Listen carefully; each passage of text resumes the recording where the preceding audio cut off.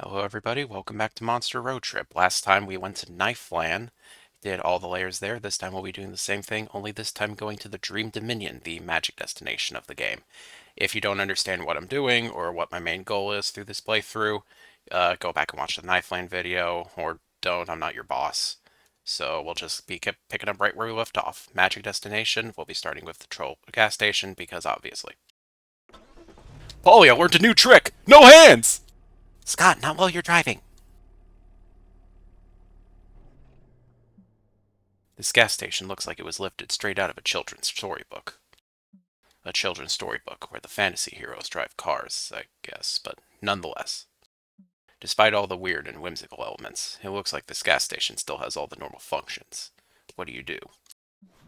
This would be a good time for me to point out if there's a repeat event, like if I do the same thing twice over multiple videos. I'm just going to voice over it anyway, so I'm not going to be skipping over it because then I'd have to watch each video and see like, okay, what have I done? What haven't I done? Blah, blah, blah, blah, blah. So, uh, no, I'm not doing that. I'm just going to voice over all of it no matter what. You park under the ancient Fantasyland bridge over top this gas station and go inside to pay. Welcome ye weary travelers to the mystical petrol gas passage. How may I aid your quest today? One gasoline, please. Sure, whatever. How are you gonna pay for it? With money, of course. I heard it makes the world go around, and I definitely don't want the world to stop going around, so let's keep spending. Sorry, but petrol doesn't accept money as a form of payment. What? But you need money. Look, at first I didn't get it either, but let me tell you, these little papers don't look like much, but they could be used to get anything you want.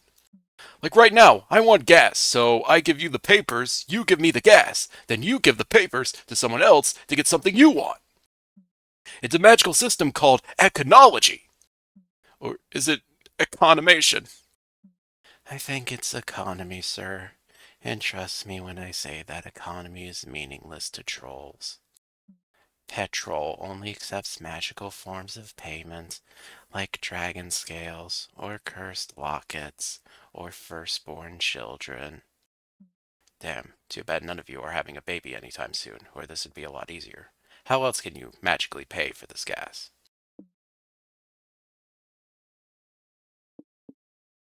Last time I think we did the boar, so at least to maybe get something new, memory. We're early in the run, I can forfeit pretty much whatever I want right now.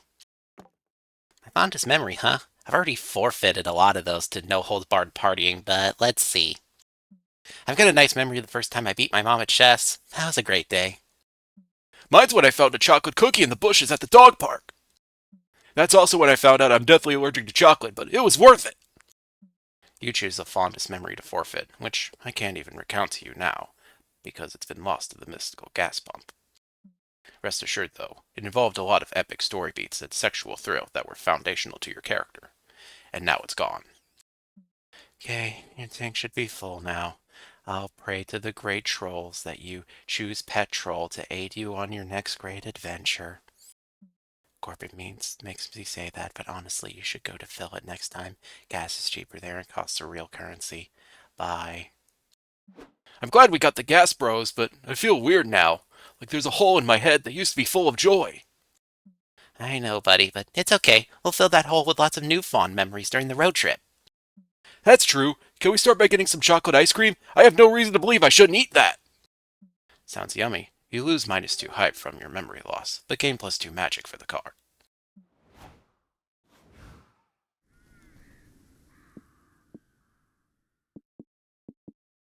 Okay, nothing that says magic out the gate, but there's a cool thing at the ranch, so I'll do that. 69 bottles of beer on the wall, and I'm gonna drink 'em all!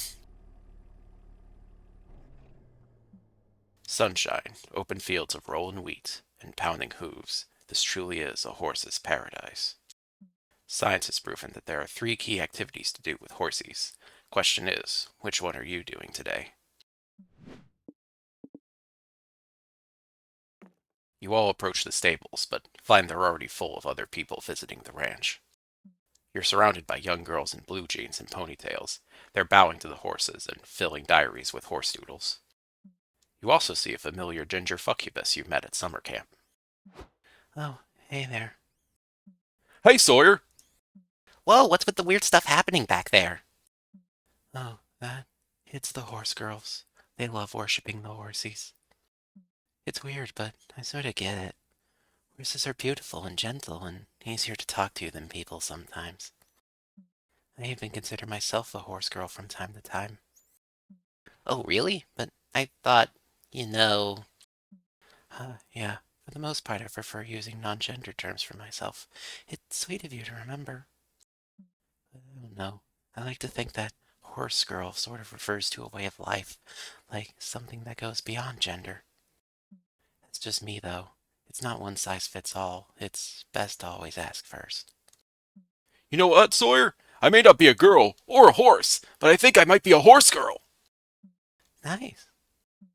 So are you not joining the horsey worship with the other girls? Nah, they can get pretty intense. They say the worship grants them secret horsey magic or something. I'll try it. Now that I'm a horse girl, I'll honor the horsies by playing the basketball game Horse with them. I'm sure they'll love to be included. I mean, horses aren't really known for their basketball skills, but sure, knock yourself out. I'll knit my new equine overlords a beautiful saddle blanket, except I'll knit it with my butt to honor them with my incredible booty. Okay then. Stok, are you getting in on this? Obviously. Horses aren't even in the top 5 weirdest things you've ever worshipped. How do you worship them?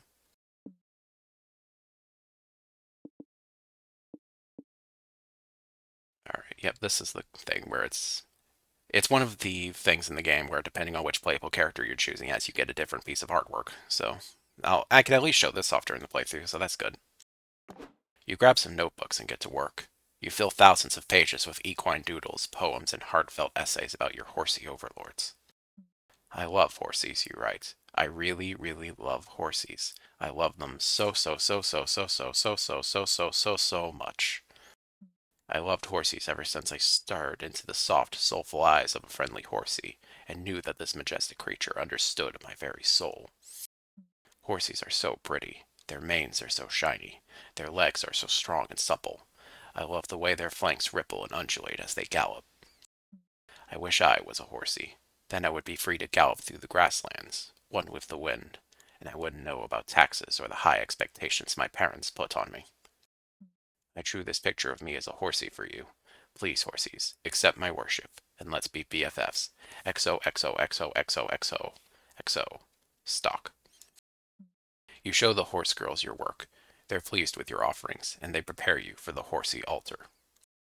Your hair is beautifully braided. You're outfitted in jeans, riding boots, and a sequin-covered jacket. You kneel before the horsies, spread out your diaries, and kiss their sacred hooves. They love it. Cool, are you done now? 'Cause we were supposed to get back on the road, like, hours ago.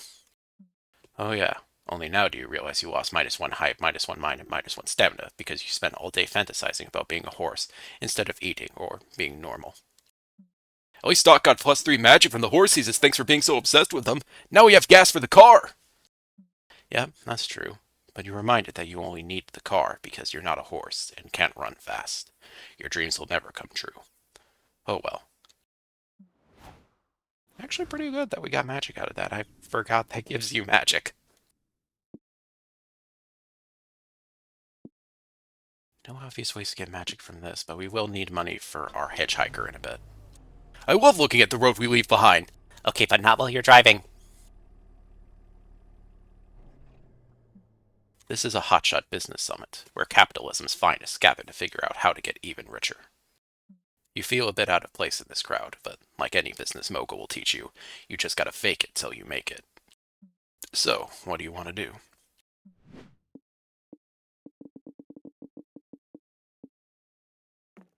A panel of high-profile investors have gathered at the summit to hear business ideas. You and your friends are next in line to present. Why did I agree to do this off-brand Shark Tank shit? If I hear one more pyramid scheme pitch, my hair is going to eat its own tail.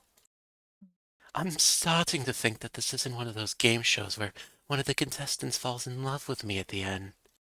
Why has nobody pitched anything I can put in a shopping mall? The wheels of commerce are turning in all the wrong directions. Hello, potential investors. I'm Polly Geist, the president of Prank Masters Incorporated. And I'm Scott Howell, professional good boy. Let's set the scene. You're a rich investor who has it all. Loads of money, a plot of land on Mars, and probably a robo-butler. Your life is just missing one thing. Fun! That's why the Prank Masters are now offering a monthly subscription service where we come to your house and prank you. If you invest $100,000, you'll get a 10% share of our company, and we'll even throw in these microwave burritos we found in Scott's pocket. I love you guys, and I mean no disrespect. This idea of yours sounds very dumb. I do have a robo-butler, so these two youngsters might be onto something here. I am intrigued. An idea being very dumb has never stopped a billionaire from making more millions. Exactly! It already happened with robo-butlers. What if pranks are the new robo-butlers? These investors, minus Vera, seem on the verge of giving you money for your clearly dumb idea. Push them in the right direction with your business pitch skills.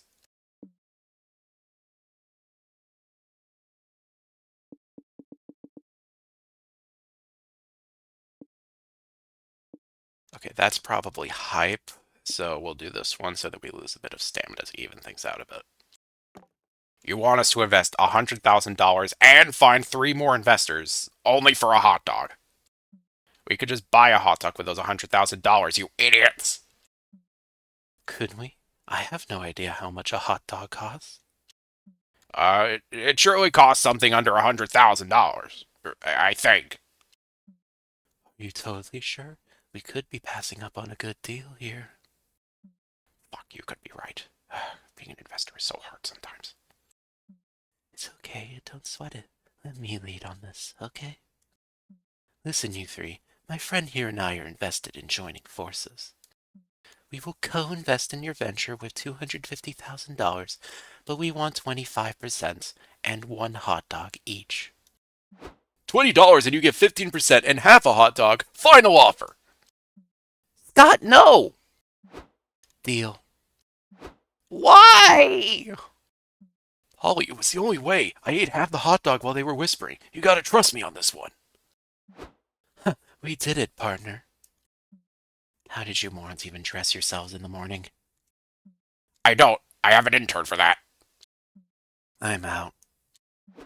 Woohoo, you did it. You get $20, which at the current exchange rate is equivalent to 2 money, but you lost -2 stamina, giving away your half of a hot dog.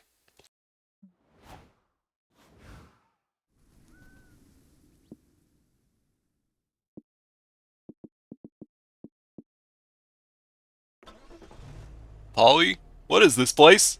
I don't really know.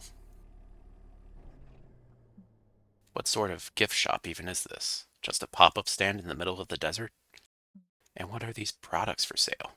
What are they for? What are they even made of? Well, this is definitely weird, but you might as well.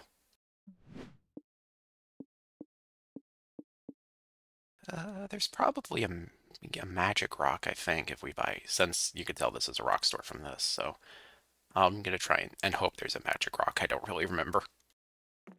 You and your friends get out of the car and enter whatever this place is. Howdy, customers. Welcome to Noodle's Gift Shop. Why'd you put gift shops in air quotes? Legal reasons. You got a lot of stuff for sale, Noodles. Can you tell us more about it? Nope. But why not? Why are all the questions? What are you, cops? I don't think I'm a cop last time I checked. But do I smell like a cop? I don't know. What do cops smell like? The blood of the gods that we killed with our hubris. Also glue. But that's what you smell like. Okay, this is weird as hell, but you really want to buy a whatever it is Noodle is selling, so hurry up and buy one.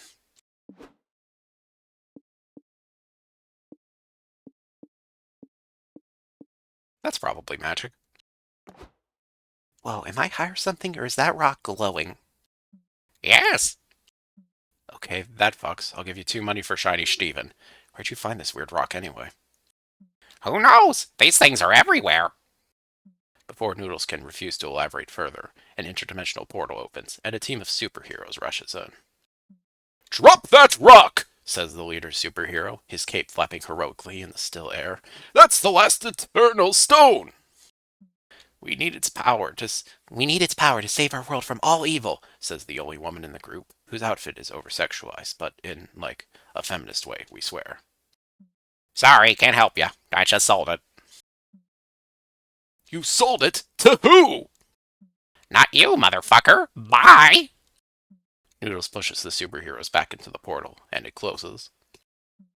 Wow, Noodles. You're really good at honoring your sales. He sure is. You gain +2 magic from your powerful new pal, Shiny Steven. Alright, time to call up our hitchhiker for the run, which for the magic destination is my personal favorite person to try and get data and things with.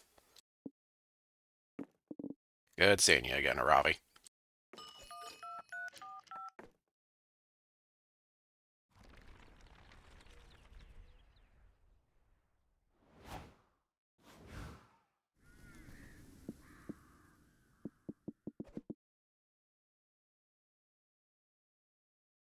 I'll take a little extra money. We have good enough magic for a run for a while. Smart choice, Stok. After all the sun, we could use some shade. What? This place seems like exactly the sort of place you shouldn't visit. Which, naturally, is exactly why you had to visit it. Horror movie logic for the win. The big question now is how you'd like to enter the premises. What's it gonna be? Well, money, so check the backyard. You sneak into the backyard to find a masked man talking with 2 cops. Good evening, Jerry. We got a call last night. Something about a woman screaming and begging for mercy, followed by chainsaw noises in your house. Oh, that was just my wife and I having our special time. You know how it is. I hear that. Happy life, happy life. Now, I'm sure this is nothing, but we got another call an hour later that you were digging a hole and rolling a person-shaped bundle into it. Oh, I was just gardening. Yeah, I always do my best planting at 2 a.m. Gardening does require digging holes. I think we can safely say this all checks out. Yep, this all seems to be in order. Sorry to take up so much of your time, Jerry. My partner and I will be going... Ah! Screamed the cops as they suddenly plummet into the ground. Silly us falling into this 106-foot hole. As good as our fall is broken by this soft corpse. Wait just a second. Jerry, buddy, care to explain why you have a corpse in a hole in your backyard? Oh, well, that's because... Actually, I need a second to talk to my lawyers. Wait just a second. Psst, hey, you, trespassers. Congrats, you guys are my lawyers now. I'll pay you if you could get me out of being arrested. Wow, I'm a lawyer! My grandma's gonna be so proud! Don't worry, Jer. I got a plan. We'll ask Stok to come up with a plan. That takes magic, so thus. You don't have much time to discuss your roles, but your friends are always happy to improvise. You finally out of the hole. Jeez, I can't believe my wings have gotten so flabby. Okay, Jerry. Lawyer time is up. What can you tell us about the dead woman in your yard? Just a sec, bros. Can you really be sure this woman is dead? Who are you? I'm Dr. Big Brain, and I can tell you this woman is 100% alive! No, wait, more like 120%! Yeah, we could say this woman might be, in fact, too alive! Scott laughs and slaps the corpse's back. Her head pops off. Look, I'll admit I'm no doctor, but I'm like 95% sure this woman is dead. That's where you're wrong! What is truly the condition of death? Can we even say someone is dead if, in life, they never truly felt alive? Who are you? Well, I'm a doctor too. A doctor of philosophy. And as such, I declare that life and death are concepts we cannot completely fathom. Therefore, it is impossible to determine if this woman here is dead. I never saw it that way. Dang, we could really use a forensic philosopher in the force. I think our job here is done, partner. Let's go get a coffee and a donut. I need to ponder all this philosophy. They leave? Really? Well, Jerry pays you +2 money retainer, and you definitely lose -2 soul for fooling the law.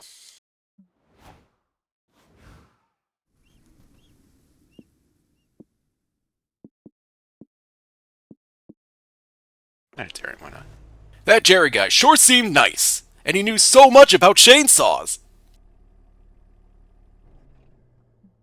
Ah, stars. Monsterkind has been fascinated by them for as long as society has been alive. There's nothing like staring at the night sky and realizing that space is massive and timeless, and you're just one speck in an uncaring universe. If that gives you enway, don't worry, there's plenty to do at the planetarium besides contemplate your own insignificance. For example, you could...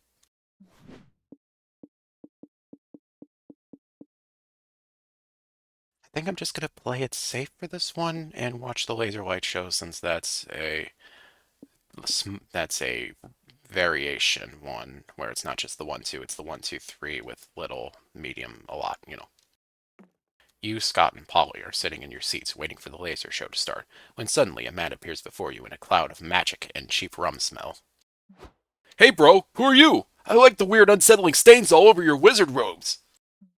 Hey, kids, the stranger says. I'm Joe the Laser, the wizard who runs the laser show. Oh, cool, I remember you. You guys have met before?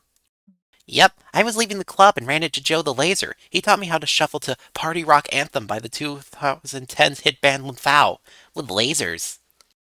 It was an educational experience I'll never forget.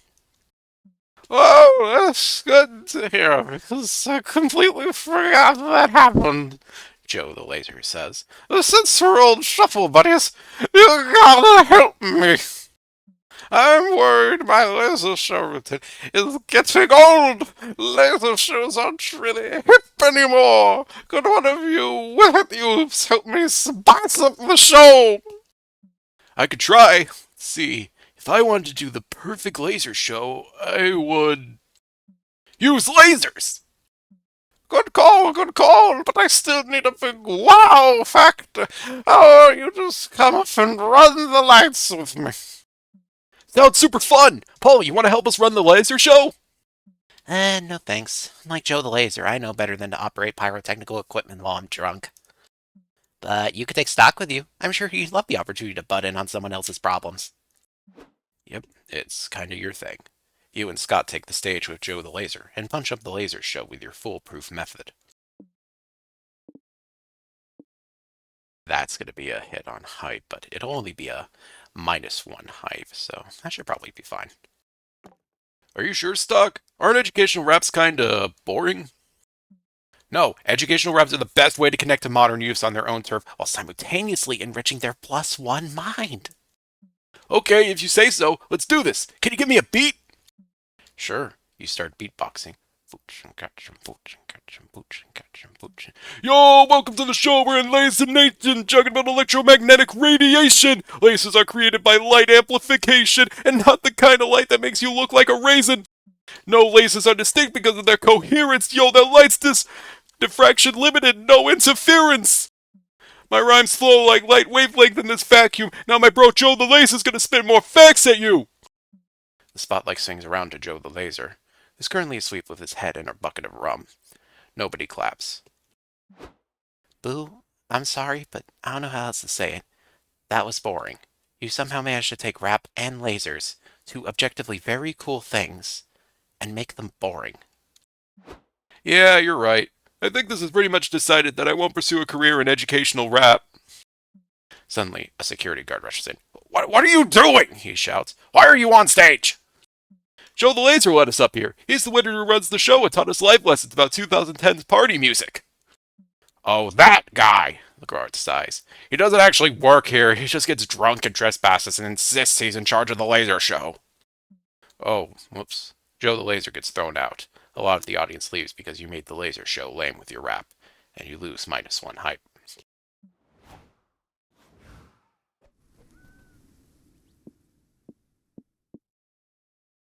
Do I want to get some hype back? We are -1 bad event happening from it being going rough, but I mean, my options are rodeo or truck deathmatch, and I've already done enough rodeo if I don't have to go rodeo, so going to the deathmatch to get some more money. Finally, some respite from wacky stuff. You're driving cheerfully along. Nothing weird to report. Scott, watch out for that deer! Too late! Brace for impact! Crash. Bros, are you okay? Please tell me you're breathing.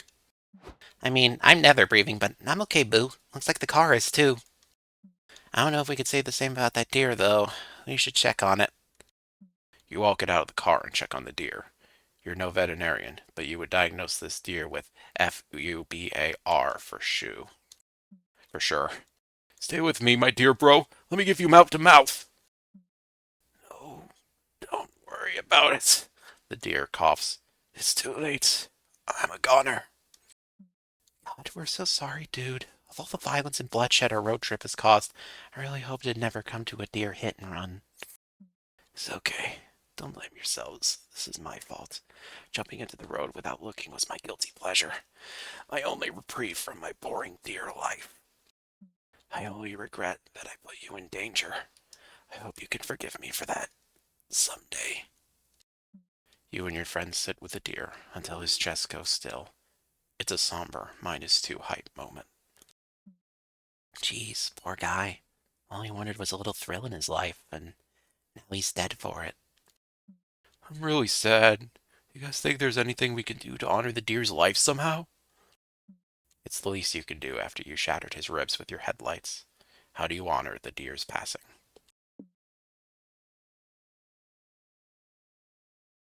So, soul or mind? A little extra mind couldn't hurt. Get that up to 15, or... Then again, for the thing... Let's get soul up a little bit since we have an opportunity. You all visit the deer's widow and son in their house, which is the woods, because they're deer. I always knew my husband's hobby would kill him one day, sighs his widow. But he lived a full life, and I suppose he would want us to continue on. I know this must be hard for you, ma'am. Want us to help you with chores or anything? I could clean up a bit for you. There's dirt and leaves, like, literally everywhere. That would be nice, says the widow, sniffling. I was going to make my son breakfast. Could you help me open these marmalade jars? I can never open them myself since I don't have thumbs. God, what was I thinking, buying these when I know I have no thumbs? Hey, it's okay. What was I thinking? The widow sobs. Making a nice breakfast for everyone, carrying this family alone. I can't do any of this alone. Scott hugs the widow while she regains her composure, then keeps helping her open jars. Meanwhile, you go out to the backyard, which is, you guessed it, just more woods, to teach the deer's son to play baseball. The juvenile deer is pretty bad at it, on account of the no thumbs. Sorry, I guess this just isn't my thing, he sighs. Maybe my family and I should give up on thumb-related activities. No, don't give up on baseball. Why not? He says gloomily. I'm no good at it. What's the point? Because it's fun. Society and side hustle culture have brainwashed us all into thinking we need to be fantastic at all of our hobbies.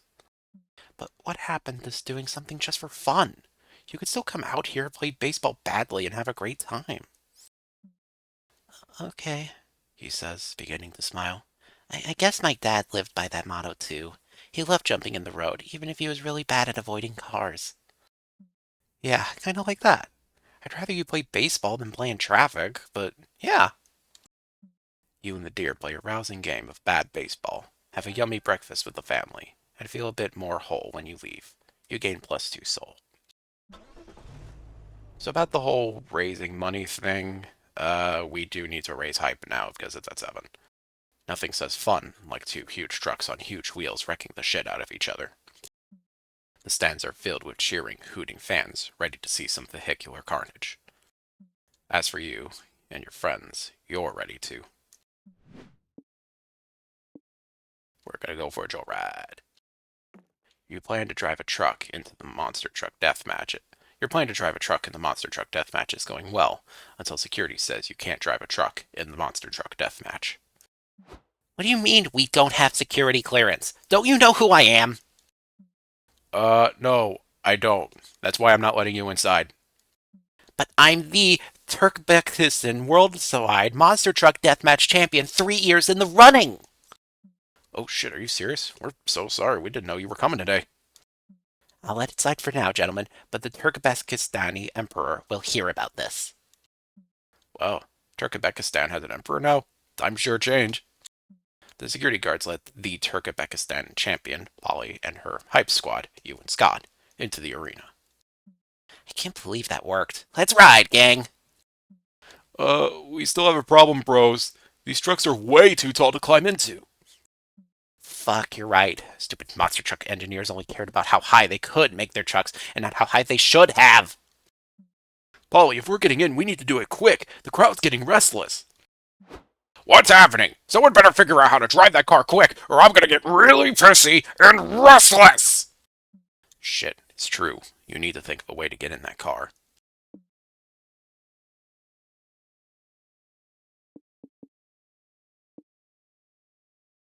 Okay, that's magic. We could get some mine down. Oh, okay. As a semi-corporeal ghost, I'm great at ignoring the laws of physics.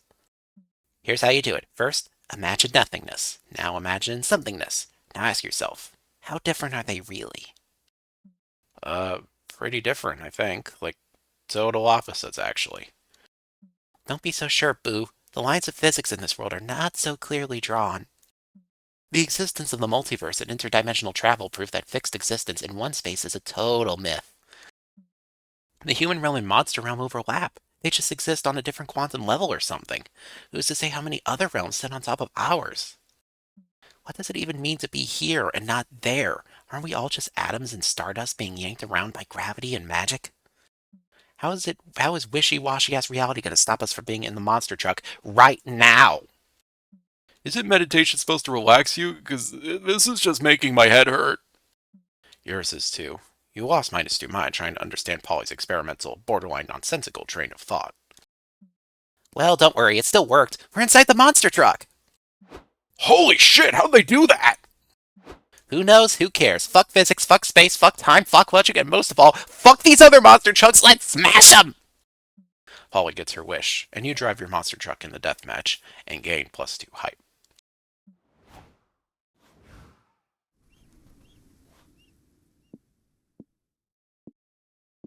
Another chance for money. Ah, yes. Cosplay in the streets. Roleplay in the sheets.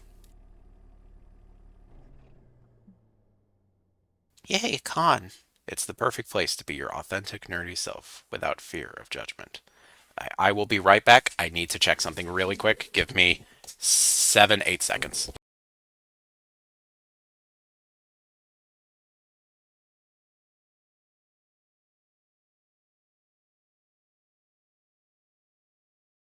Sorry about that. Something was going off in the background. I needed to check that. I'd edited that out, but I don't know how.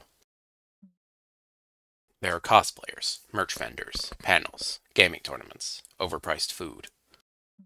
So much to do, so little time. What activity do you want to try out? Okay, extra money was going to be good for what we're doing, so join a gaming tournament. You find your friend Zoe checking out a poster for an esports tournament happening at the con. Hey guys, are you entering the Dragon Heat Fighters XXX Esports Tournament too? There's a cash prize! Wow, they put sports on computers now? The future is amazing! I've never played this game, but I'll give it a try! Scott and Zoe enter the tournament. She gets knocked out in round 3, but Scott is still going strong. He's incredible. He's pulling off such unpredictable combos that the pros can't keep up. Thanks! My strategy is just hitting random buttons and hoping for the best. It worked out really well so far. Somehow, Scott makes it all the way to the final match. He's up against Igor Kalashnikov, the Dragon Heat Fighters' reigning champion. Shit, Scott's in trouble. Igor's a fucking juggernaut. He was biologically manufactured by the USSR to dominate every video game tournament on the planet and bring pride to Mother Russia. Seriously? Didn't the USSR end, like, decades ago? lead it? Asks Igor disinterestedly. All his button-pressing fingers have washboard abs. I did not notice. I was too busy destroying puny Americans at video games. Literally, how does that make sense?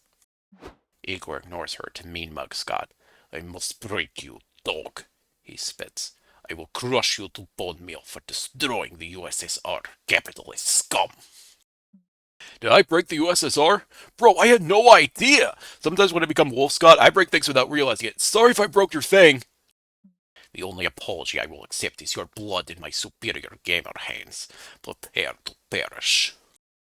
Pressing random buttons won't save Scott this time. Quick, think of a way to help him win the tournament.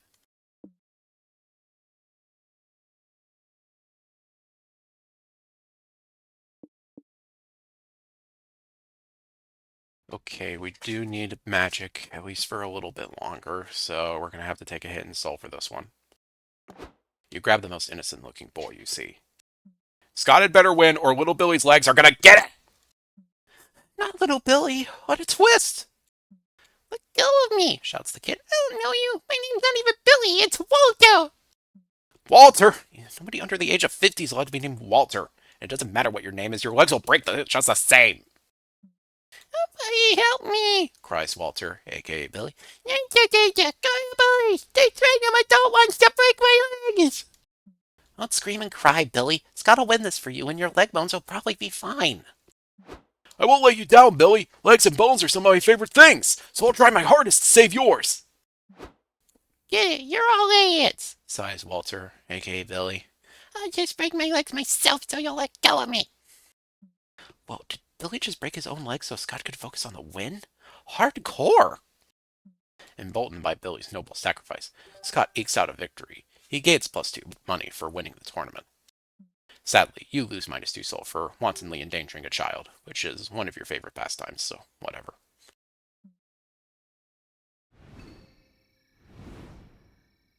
Okay, we're good there. Time to go pick up our hitchhiker.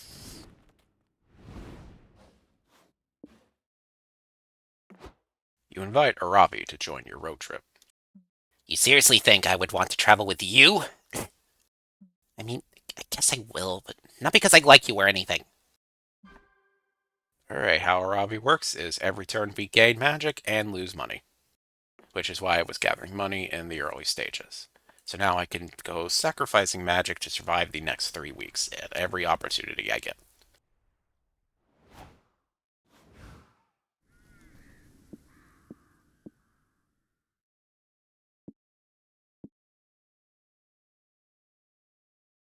A little extra money won't hurt, especially since we're going to get the thing here. Why is the road so uneventful? Oh. Hey, you just reached a high amount of magic. Good for you. Does that mean you're aiming for the magic-based destination? If so, there's a wacky adventure that could unlock a layer for that destination. Want to go for it? Well, yeah, that's the whole point of the video. Great. The adventure will be waiting for you on the road. Sorry for breaking the fourth wall. See ya. Are you really going to join a cult? I suppose they've got dream building, all the dead goats you could ever want, maybe fun ritual orgies. If you can ignore all the murder and brainwash practices, it honestly sounds like fun. Where do you want to start?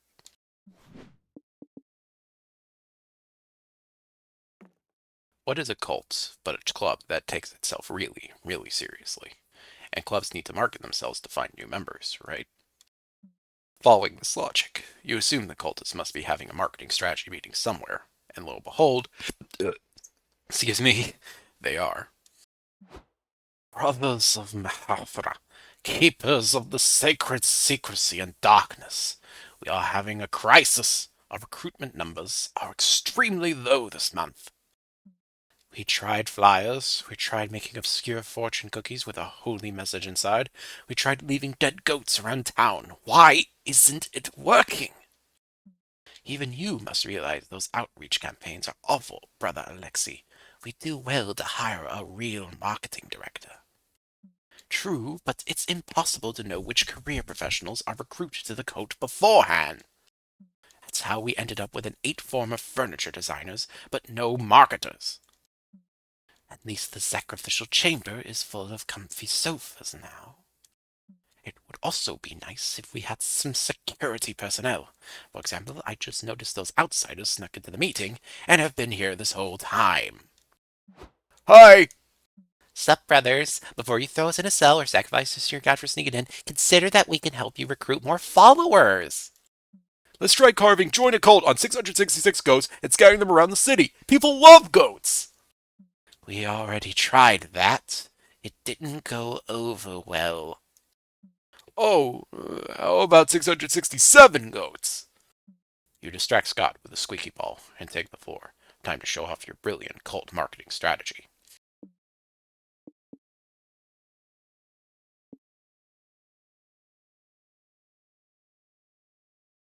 Hmm.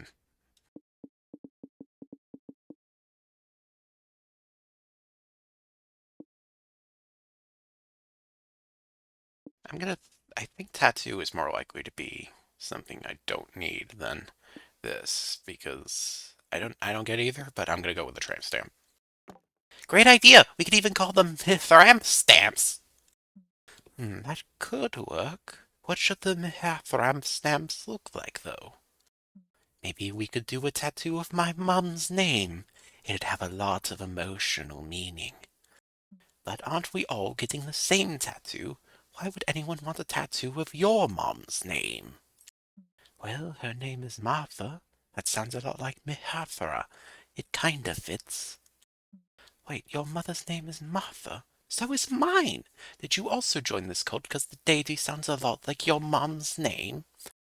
Stop! No Martha tattoo! We should make a tattoo that appeals to the masses. The whole point of this is to increase membership. Remember? Oh, people like iguanas. Reptiles are cool. Get an iguana tattoo. Ooh, and what if the iguana is playing the xylophone? Xylophones are like super sexy. I hear your ideas, but what if we do some brainstorming to come up with an idea that's this, how do I put this, dumb? After 2 hours of intense intellectual debate and drawing several iterations and prototypes on napkins, you come up with the ultimate tramp stamp design, which happens to be this. As long as the cultists like it. You use -2 magic, giving them their arcane Mahathram stamps. They pay you +2 money for your help. Okay, perfect. I think we got enough time to start raising some of our other stats now, if I remember which ones need help. Could use a little saving grace on the stamina front. Best thing about the road? Nothing happens! Fuck! You're driving along when you pass your friend Dahlia, fleeing a burning castle on a chariot pulled by a griffin, and holding overflowing bags of gold coins. Hi, Dahlia! What are you up to? Hey, just another siege gone right! I wouldn't bore you with the details. I'd much rather hear about the wacky misadventures you guys have going on! Right now we're on our way to a pocket dimension filled with magic and mayhem! Actually, do you want to come with us? I heard this place is most fun to visit when you have an adventuring party. I'm intrigued. A magic realm full of riches to pillage and beasties to defeat sounds exactly like my scene. Are you guys sure you're prepared for an adventure, though? I know books and movies make the idea of a plucky band of idiots going on a heroic journey seem really easy, but this is real life we're talking about. You're heading into the unknown, where death could be waiting for you around every corner. You gotta prepare for anything. I hear you. What do you think we should bring on the adventure, then? Don't ask me. Those sorts of questions are what war advisors are for. I'm a general, a woman of action. Well, the closest thing we got to an advisor is Stok, so what you got, boo?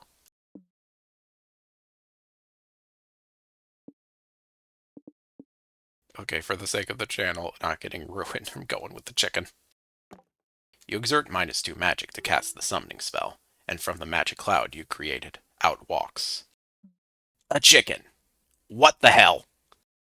Oh, I like her. She's cute and poofy, and she could give us eggs to feed us on our adventure.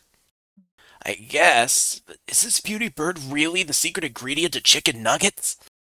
Yep, think about it. Sometimes chicken nuggies are dinosaur-shaped. It must be a reference to the chicken's dino ancestors. Interesting theory. Let's test it! The chicken lets out a terrified quack and lays an egg. Look, our investment is already paying off. Let's eat.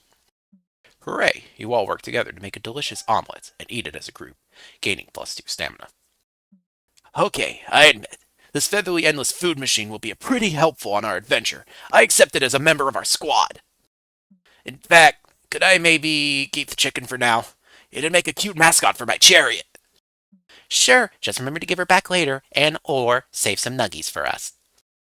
You leave Dahlia with her new friend and carry on your journey. Hopefully you'll meet up with them later in the adventuring realm. Welcome to the animal sanctuary.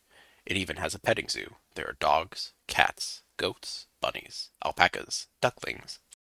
It warms your hearts to see so many animals being loved and cared for. Surrounded by all this wholesomeness and fur, what do you want to do? We're good on stamina again, so I'll take a boost in soul. You're checking the place out, booping snoots with all sorts of cute critters, when you run into a familiar face. Oh hey, are you guys volunteering at the sanctuary too? Hi, Fate. We'd love to. Do you have animals who could use some volunteering/friendship? Sure, why don't you spend time with old Major? He's getting up there in years and could use the exercise. Woohoo! I love you, old Major. Let's play fetch. Last one to the dog part has to throw the frisbee. Polly, you can brush Annie the alpaca if you want. She's a very sweet girl. I'd rather brush your alpaca if you know what I mean. No idea what you mean, honestly, but I'm gonna guess it's a sex thing. It's usually is a sex thing with you. You betcha. Well, I'm kind of working right now, but maybe we can brush alpacas when I go on break. Fuck yeah, boo. Text me when you're free. And you, Stok, what if you hang out with Colonel Grumpo? Faith takes you to the ugliest, grumpiest cat you've ever seen. If cats had phalanges, this one would definitely be giving you the finger. Colonel Grump was rescued from a really bad situation. He has trouble trusting monsters, but I promise, there's a sweet boy under all that radiating hate. Have fun. Great. Scott gets to play fetch, and Polly's having car sex, while you're stuck with the world's meanest cat. Oh well, maybe it'll all be okay. Wait, did Colonel Grumpo just steal your wallet? How? You didn't even see him move. You'd better get on this cat's good side before he does something worse.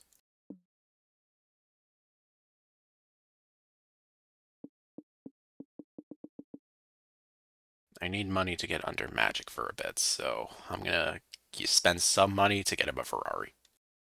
In the time it takes you to convince a rental company to give you a Ferrari despite your horrible driving record, your friends have returned.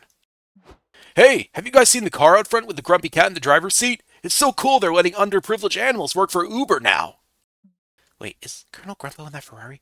Are you letting a cat drive? That's so dangerous! Meh, I'm not pressed. I'm dead anyway, so who cares? Let's go for a ride with Colonel Grumpo! But I have no sense of danger, and a cat chauffeur sounds cool, so I see no problem with this. Grumpy Kitty, take us away!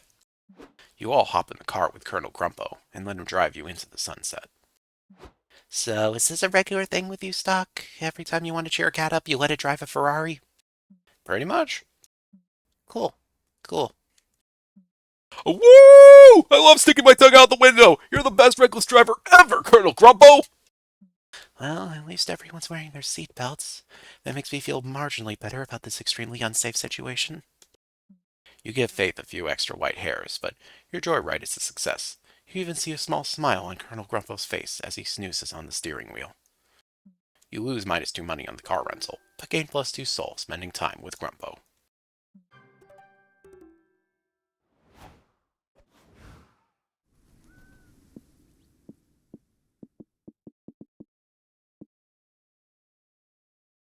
We could probably get some hype at the circus.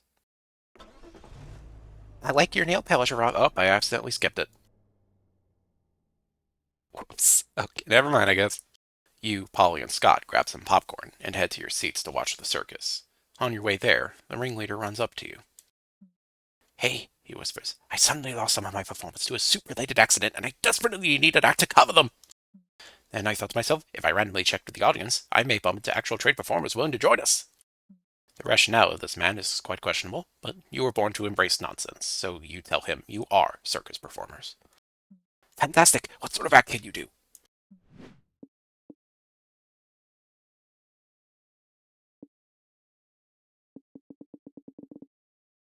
aerialist so I can get some height back.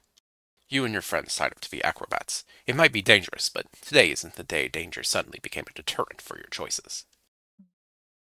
Polly grabs the trapeze and does 3 flips in midair, with no safety net. Whoa. She faces the audience, waiting for the applause. Boo! That chick's a ghost! She can't die! Where are the stakes? Yeah, boo! Also, why isn't she in a sexy leotard? Give us ass or give us death! Oh great, the wolf pack's here. Can't wait to hear them mansplain how to hang from a trapeze correctly. Now that you say that, what if you hang from the trapeze in a way that makes you show more ass? Give us ass! Well, I think today's the day I give your cousins death, Scott. May ask for it, after all. Nah, bro, my cousins can be a lot sometimes, but I bet we can wow them. Bros, what if I do the act? I'm not a ghost, so I could totally die. High stakes! Boo! No way, you're family, bro. Objectifying your ass would be weird. Yeah, also, your family, bro. You dying wouldn't be dope. What about Stok? We could 100% objectify his ass, and we're cool if he dies. They make a good point, actually. This is up to you. How much should you up the stakes to wow the audience with your acrobatic skills and your ass?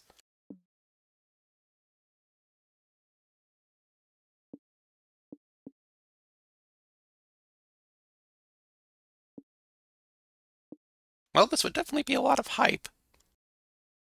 No, yeah, we're doing this.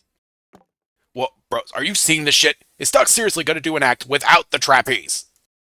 Wow, that's super dangerous and dumb. Which means it's amazing! Yeah, it's awesome how often cool things and dumb things overlap. It makes me feel a lot better about being so dumb.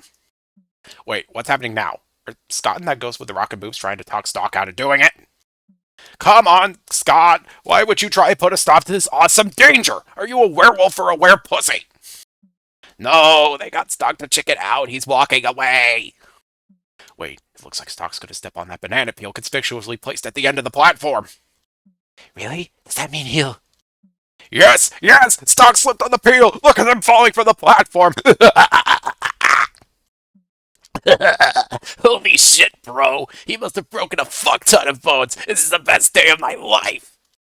Wait, bro, I just had a thought. Whoa, that's a first. I wonder if Scott and the boobs ghost talking to Stok was part of the act. Maybe they just made it look like they were trying to convince him not to jump so he'd slip on the peel and fake us out. What a roller coaster of emotions! I guess that's the sort of thing people who don't watch sports like so much about. What's that thing called? Not sports called again? Art, I think. Good news. You gained +4 hype during your dangerous prat fall, but you can bet your ass you lost -4 stamina from all those broken bones. Okay, hype is no longer a problem. Now stamina is.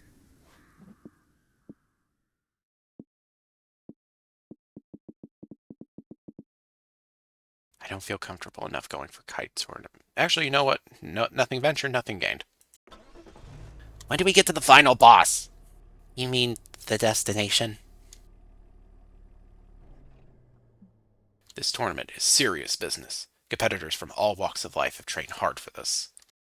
You've got prodigies from kite-flying clans, kite-flying gurus, athletes of ancient kite-flying techniques. And then there's you, who's pretty much just here for the drama. What do you do?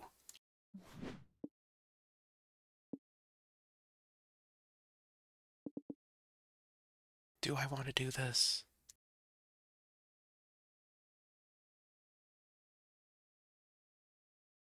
Oh, yeah, I'm feeling confident. You're surrounded by buff, intense kiters with vibrant hair colors and oodles of protag energy. Yes, these are your people. You have to enter the tournament. You're entering? That's awesome, Stok. I didn't know you were a professional kite flyer. Yet, despite all logic, you are. You see, while Scott and Polly were busy being popular and having fun, you were busy studying the kite. Oh, that's why you were so unpopular. Wouldn't have been my first guess, but good for you, boo. Your friends sit in the audience to cheer you on, and you fly your kite up the bracket all the way to the final 8. You're my next competitor. Stok, is it? You fly your kite honorably. I can see you're well trained. But your reign of victory ends now.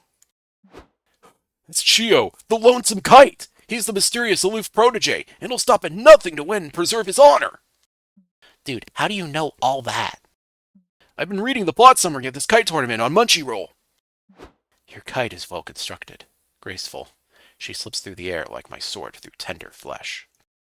But no matter how well made your kite is, Stok, it cannot fly without its tether. Chio jiggles his sword in its scabbard. You don't see it move, but suddenly, you realize your kite line's been cut. So fast. I hate to win like this, but more than that, I hate to lose. I'm sorry it has to be this way. That motherfucker. He's right, though. Your kite can't fly without a string. Or can it?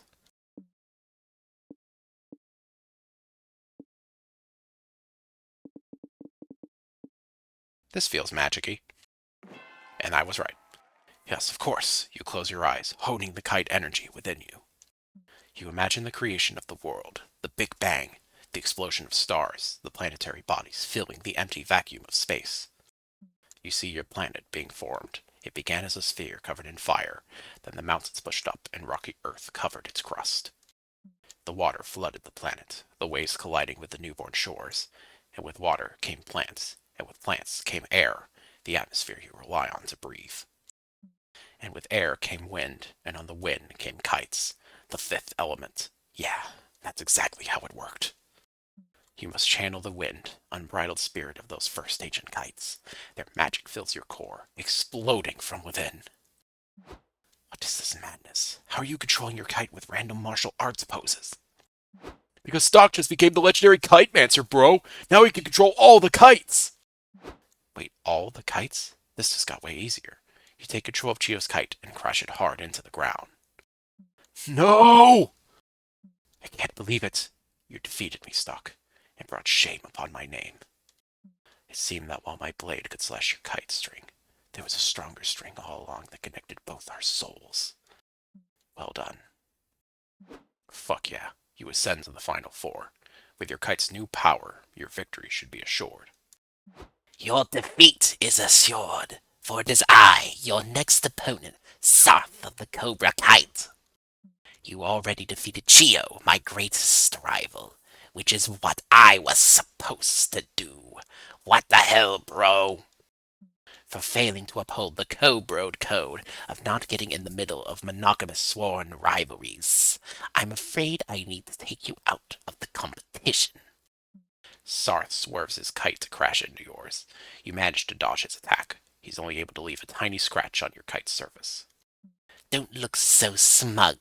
I don't need to crush you with force. I only needed to apply the secret Cobra Kite technique. I just grazed your kite with my venomous kite fangs. Your kite will never survive to see the end of the round. Wait, Sarth poisoned your kite? That's something he could do? You need to save your kite before it's too late.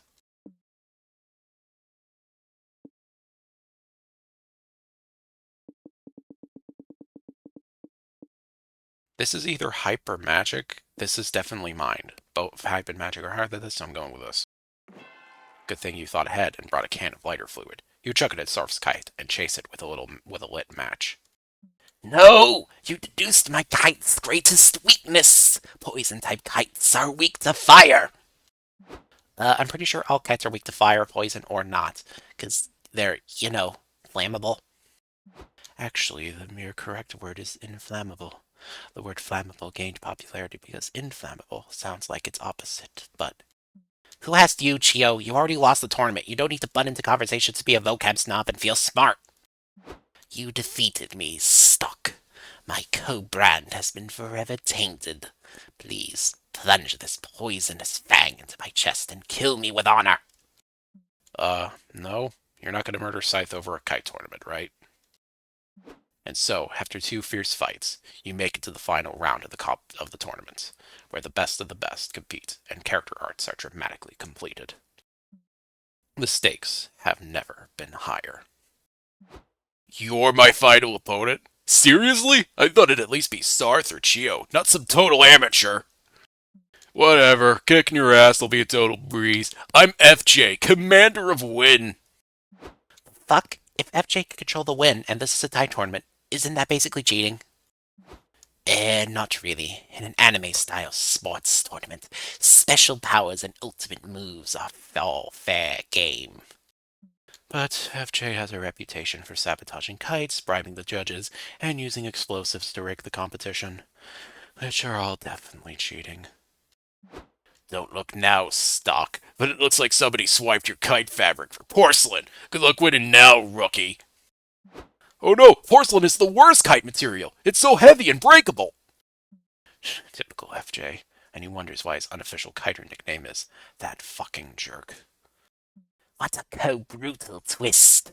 Surely there's no way Stok can come out of this one on top. Maybe not, but you've come this far, and aren't backing down now. You still got one more trick up your sleeve.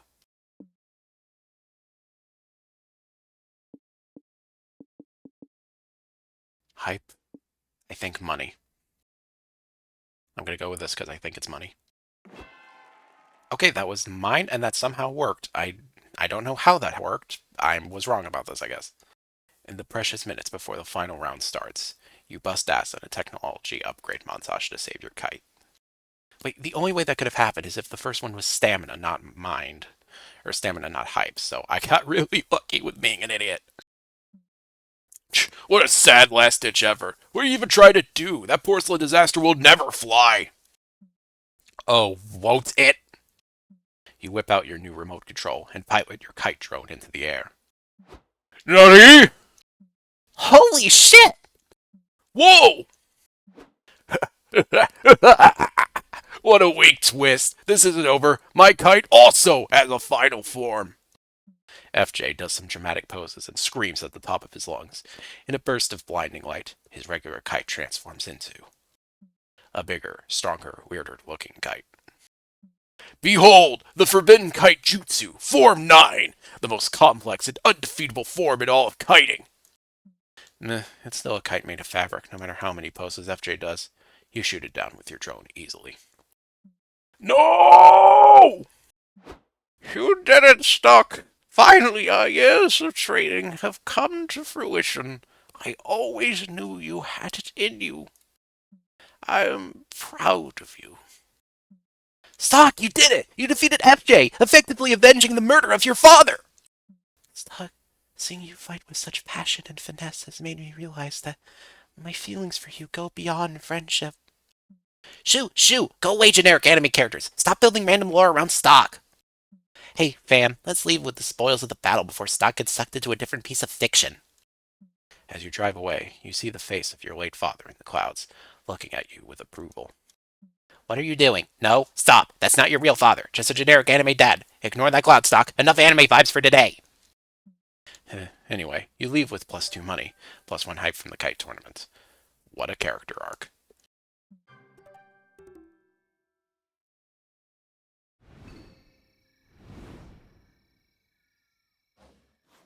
Alright, week 3, get our first conversation in with Aravi.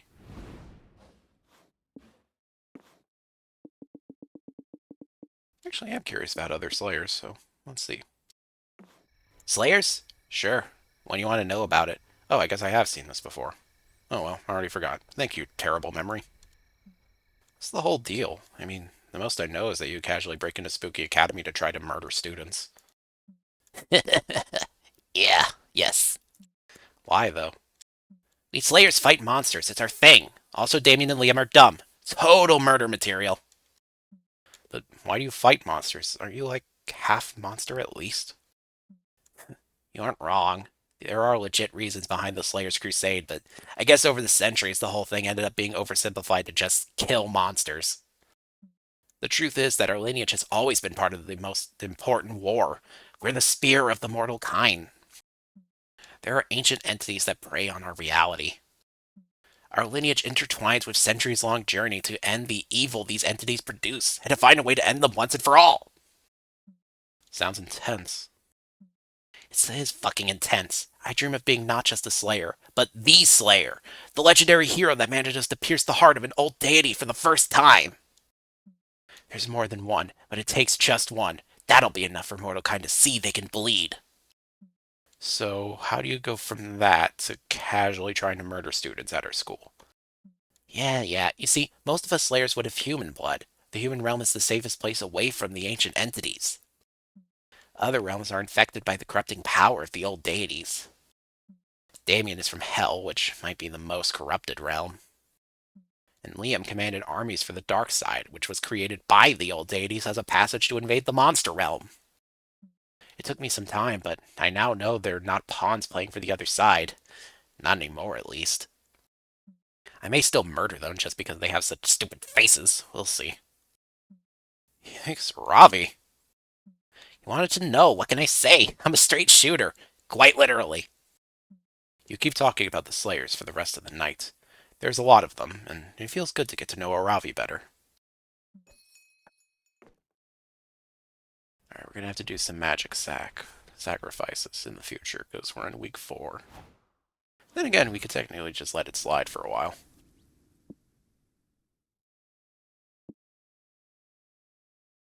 Fancy Motel might have a way to get food, and we need some stamina, so... Woo, we're getting there! Let's hope nothing weird happens! Something weird happened. As you're driving, you pass a familiar computer boy walking around with a strange device in his hands. Hey, Calculester! What you got there? Some kind of high-tech football? Hello, friend Scott. This is actually a device I invented to detect weak spots in the edges of our dimension, where we might be able to cross into others. Friend Joy has alluded to me that there are other pocket dimensions clinging to the edges of our own, places which defy all science and logic. These realms are surely impossible, but if I found one, think of the strange plants that likely grow there. I could study them. Then today's your lucky day, Cal. We're following this map to a magic pocket dimension right now. Error, holy shit, what? Do you want to come with us, bro? You can do your science while we go on an adventure! If you have a map to the dimension, I would be foolish not to accept your offer. But I must ask, will this be a safe adventure? Sure, totally. We got Stok in charge of safety, and he knows all the safety rules of interdimensional travel, don't you, boo? You absolutely do not, but you'd better put Cal at ease by pretending you do. You decide to tell him, aka make up, the #1 rule of interdimensional travel, which is...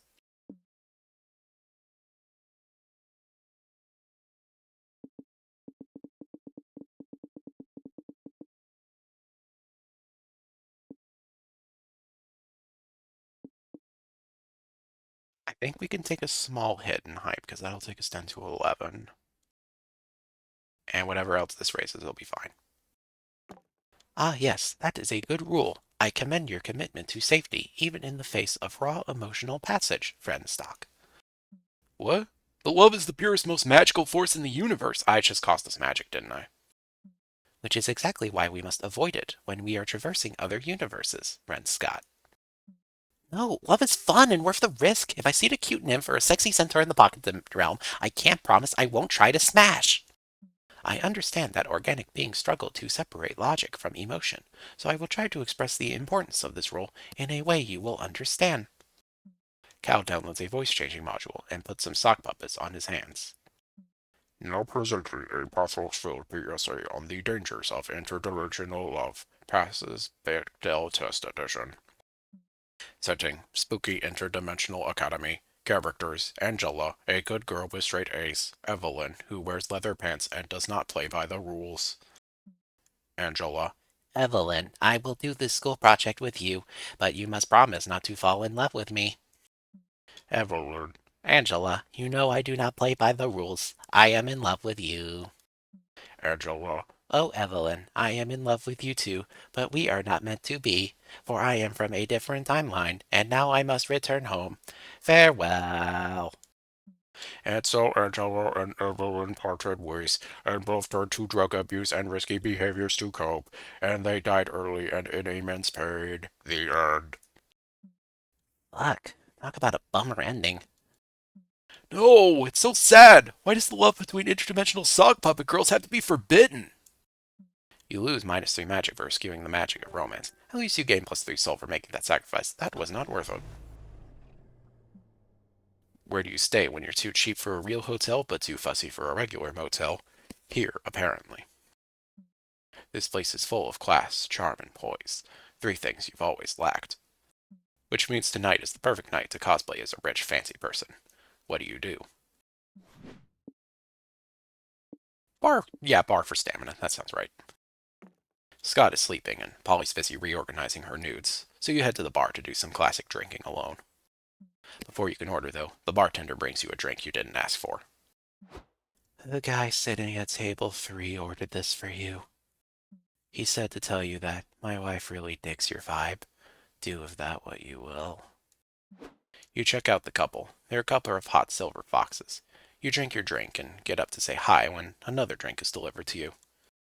Hey again. This one's from the warlock at table 2. He says your eyes hold the magical secrets to the universe. Pickup lines just get weirder and weirder these days. You check out the warlock while you drink this drink. His shadowy eyes are mind-bending and a bit crazed, but that only seems to draw you in more. It's a tough choice between him and the swingers, but... Alright, Mr. Popular. This one's from the gang of mercenaries at table 7. I was too scared to ask if they had a message for you. Oh, you got the message all right. Those mercenaries are armed to the teeth with lots of scars and rippling muscles, mark you down as scared and horny. You'd happily try your luck with everyone if you could. The spirit is willing, but alas, the flesh is weak, and kinda tipsy after 3 drinks. You decide to sit with. That'll give us some magic. That's probably losing stamina because we're doing something extraneous. Menacing mercenaries might be interesting. You approach the mercenaries. They all cheer and raise a glass as you sit down. Welcome, stranger, says the leader. I sense that you have the unscrupulous spirit of a capable gun for hire. Am I correct? Sure, I love murder. Fantastic. We were just pre-gaming before our next assassination and realized we had a spare machine gun. You want in on the job? Oh, this is money. Fuck yeah. You down a few dozen shots with the mercenaries and head out. It's a good thing you have plenty of experience handling firearms while blackout drunk. You and the mercenaries infiltrate a casino, shoot some good criminals on behalf of other criminals, and set a yacht on fire. That last part was your idea. You told the mercenaries it was for a job, but you actually just really like the irony of burning a boat down. You lose -3 soul, but the mercenaries give you a cut of the +3 money they earned for the assassination. Fuck yachts. Magic for money's good. Or getting extra money there is probably fine. And the why is this the only one that doesn't have food?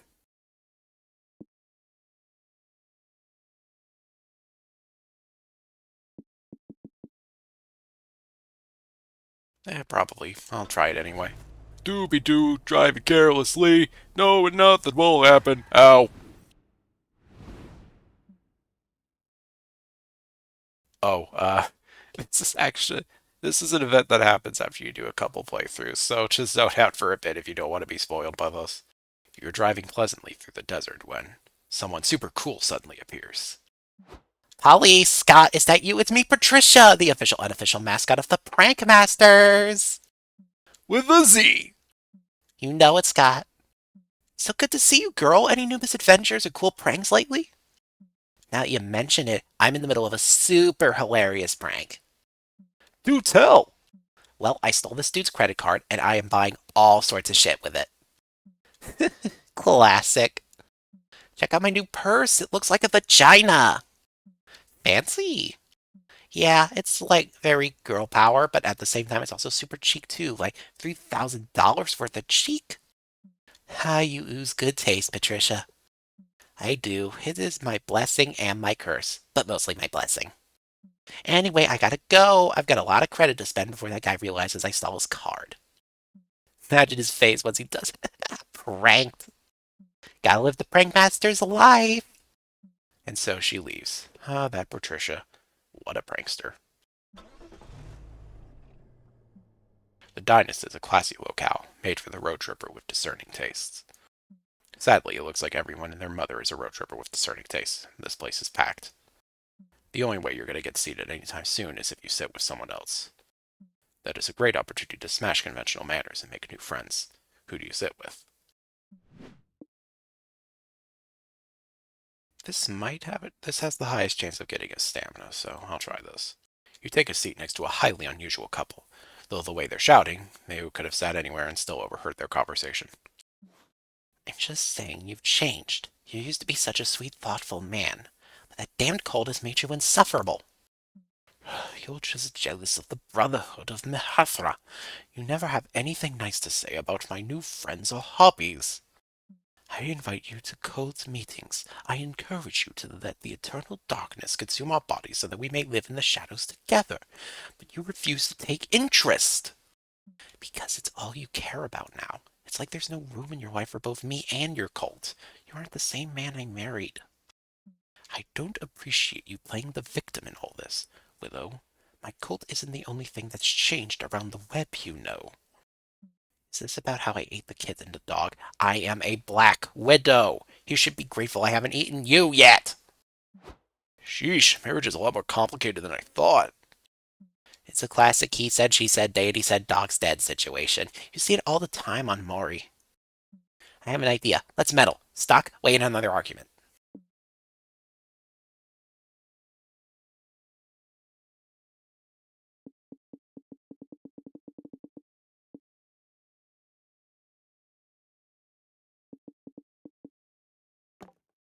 This again, I don't shame you humanoids for eating pork or flaxseed or whatever. Eating my children and sexual partners is just part of a Black Widow's nature. I know that. Eating the kids wasn't what upset me. I was a little relieved to be rid of them, in fact. But you didn't even ask me first. You should always consult your partner before making a life decision, like buying a new car or devouring all of our offspring. I didn't ask you because I didn't want you to judge me. Most of my exes ran screaming when I showed them my true fangs. Willow, I love you, thorax and all. You're my mommy longlegs. I knew what I signed up for when I married you. The issue is that you just don't talk to me. I want to be consulted on major choices you make. We're supposed to be a team. Honestly, that was what originally drew me to the cult. I craved companionship and validation, even if I had to get it from an eldritch horror. Nate, I'm so sorry. I shouldn't have been so selfish. The next time I have a problem or a craving for a young, I promise I will consult you first. Thank you, sweet legs. Don't worry, life is long. I'll have more kids for you to eat. I'm sure we'll have a chance to get this right next time. Wow, that was something. Does that mean eating kids is okay as long as you're honest about it? Because if so, Wolf Scott has some things to get off his chest. You gain +3 soul for not condoning a child eating, but lose -3 stamina from all the offspring you'll never have to get to have for lunch. Okay, so that's the opposite of what I wanted to happen, but now I get to absolutely prioritize getting stamina from somewhere. And of course it continues to not give me any. This car makes weird noises. Pretty sure it's just Stok's stomach.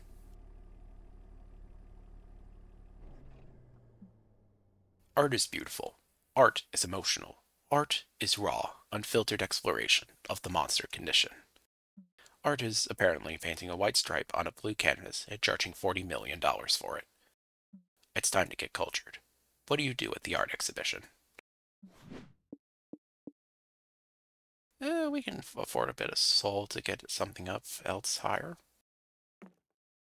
Panels are fun. You check the artist hosting Q&As today, and you're surprised to find...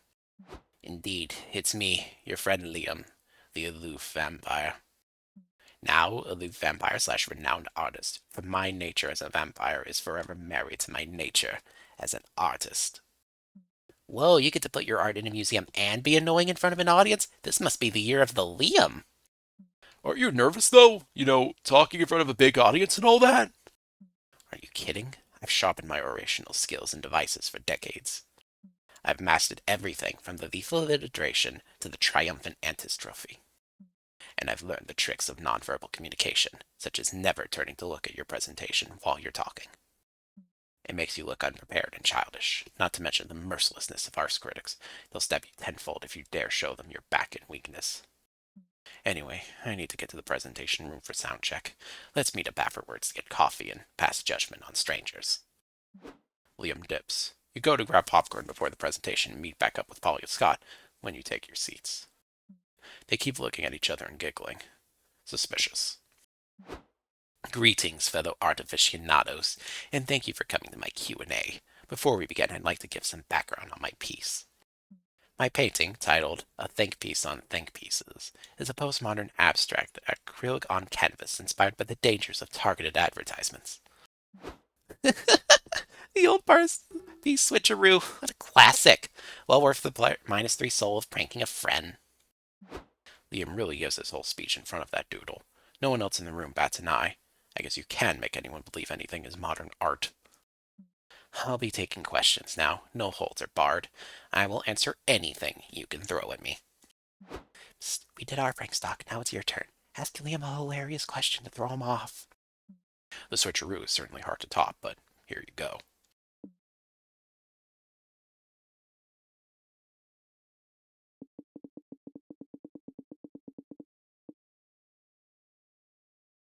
This might be plus mind, which could be useful. Does anyone have a question that's actually relevant to my artwork? Like my disruptive use of color or my unique brushstroke technique? Why are you dodging the question? You said you'd answer anything. Guess you're not a true artist, huh? She's got a point, says an audience member. I met Mark Rothekro once, and he could correctly guess any number someone was thinking. Yeah, good artists can always guess what number you're thinking, another agrees. There's clearly a direct correlation. Fine. If it's that important to you all, I'll guess the stupid number. Liam stares deeply into your eyes. Is he using magic vampire eyes? You could feel the +3 magic running through you. Liam assesses you, inside and out, and pinches the bridge of his nose with a sigh. I cannot fucking believe this. Stok is thinking of the number 69. Nice. Polly high-fives you. The art critics will lose it. He really guessed it! He's a real artist after all! I could have proven that with my real art. Stok didn't have to turn my esteemed Q&A into a dirty joke. 69 isn't just a joke, it's a timeless hieroglyphic artistically rendering two consenting adults giving mutual fellatio and a carnal testament to human sexuality. That woman is right, says another art critic. I never realized it before, but the number 69 does look like two people practicing oral sex. What an amusing discovery! You guys are the worst. At least I still have my beautiful artwork to comfort me. Wait, what? This isn't my painting. What did you guys do? Okay, come on, Stamina, give me something here.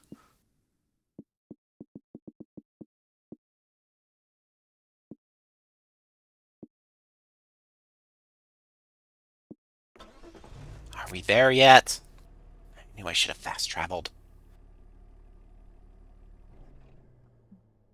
Ah, farm life. Sometimes it's nice to get away from the hustle and bustle of the city. Farmers enjoy clean air, homegrown food, and simple living. Sure, it comes at the price of doing lots of hard labor and usually only having livestock for company. But fuck it. Today you're all about that cottagecore life. What part of the farm do you want to see first? You and your friends wander the farm for a little bit when you run into its owner. Hello, strangers. My name's Jacqueline. I just moved into the valley, so I'm still getting to know everyone. What are your names? I'm Polly. This good boy here is Scott, and that's Stok. Nice to meet you. You have a really nice farm. Thanks. His farm belonged to my dear grandfather until he passed away. I've always been interested in the rural cottagecore lifestyle, so I thought I'd try restoring it. Sweet. Are you raising cute cows and knitting comfy sweaters and drinking all the homemade apple cider you always dreamed of? Well, not exactly. Money's been tight ever since I moved here. My crops haven't really been selling. Why? What's wrong with them? Jacqueline leads you to her crop rows, which are filled with plump, ripe, severed heads. Oh, I get it. I'm having a nightmare. When's the part where all my clothes disappear right before the big game? My homegrown heads are not a nightmare. I don't understand why everyone's so freaked out by them. Monsters and humans are always growing my people's heads, carving them up for holidays and turning them into pies, and you don't see me complaining much. I just wanted to bring some of my culture into the valley, but nobody's buying my heads, and now I'm banned from the farmer's market for traumatizing the baker's son. Chin up, Jacqueline, or stem up, I guess. We'll think of a way to make a profit off these severed heads. What do you suggest, Stok?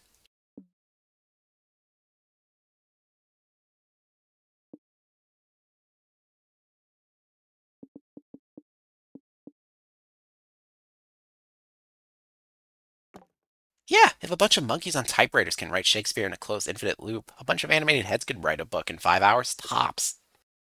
You use -3 magic, casting an ancient ritual that can turn even the biggest dummy into the greatest mind of its generation. Except you had to divide the smarts among all 300 heads, so individually, they're not that bright. But hopefully, when you put them together, they'll make it one whole genius. Scott, Jacqueline, you interview the heads to see what's going in the novel. I'll transpose all our ideas using the typewriter I packed. Okay, Mr. Head, what should the main character's name be? There are no wrong answers.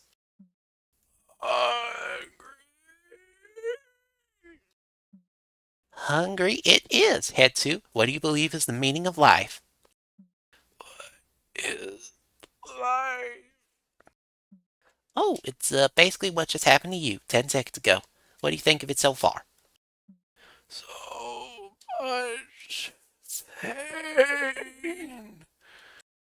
Life is pain. We've got our theme. Guys, our novel is going to be incredible. It takes hours for Jacqueline and Scott to hear every disjointed cryptic thought from all 300 heads. Polly reads you the finished manuscripts. And as hungry Tabakov blossomed from the soil of nothingness, he tasted the fertilizer of the American dream and cried, "Life is pain." The end. Wow, that kinda sucked. Sucked balls. At least we learned something from this. Given intelligence to 300 severed heads will not make them write a great American novel. Well, I still gotta do something with all these crops. Do you guys want to try my homemade severed head spice lattes? Sure. Turns out severed vegetable heads go great with cinnamon. Now you know you gain +3 mine. This was really not going well for me. Oh boy. Because we have 3 stats that are all at 14.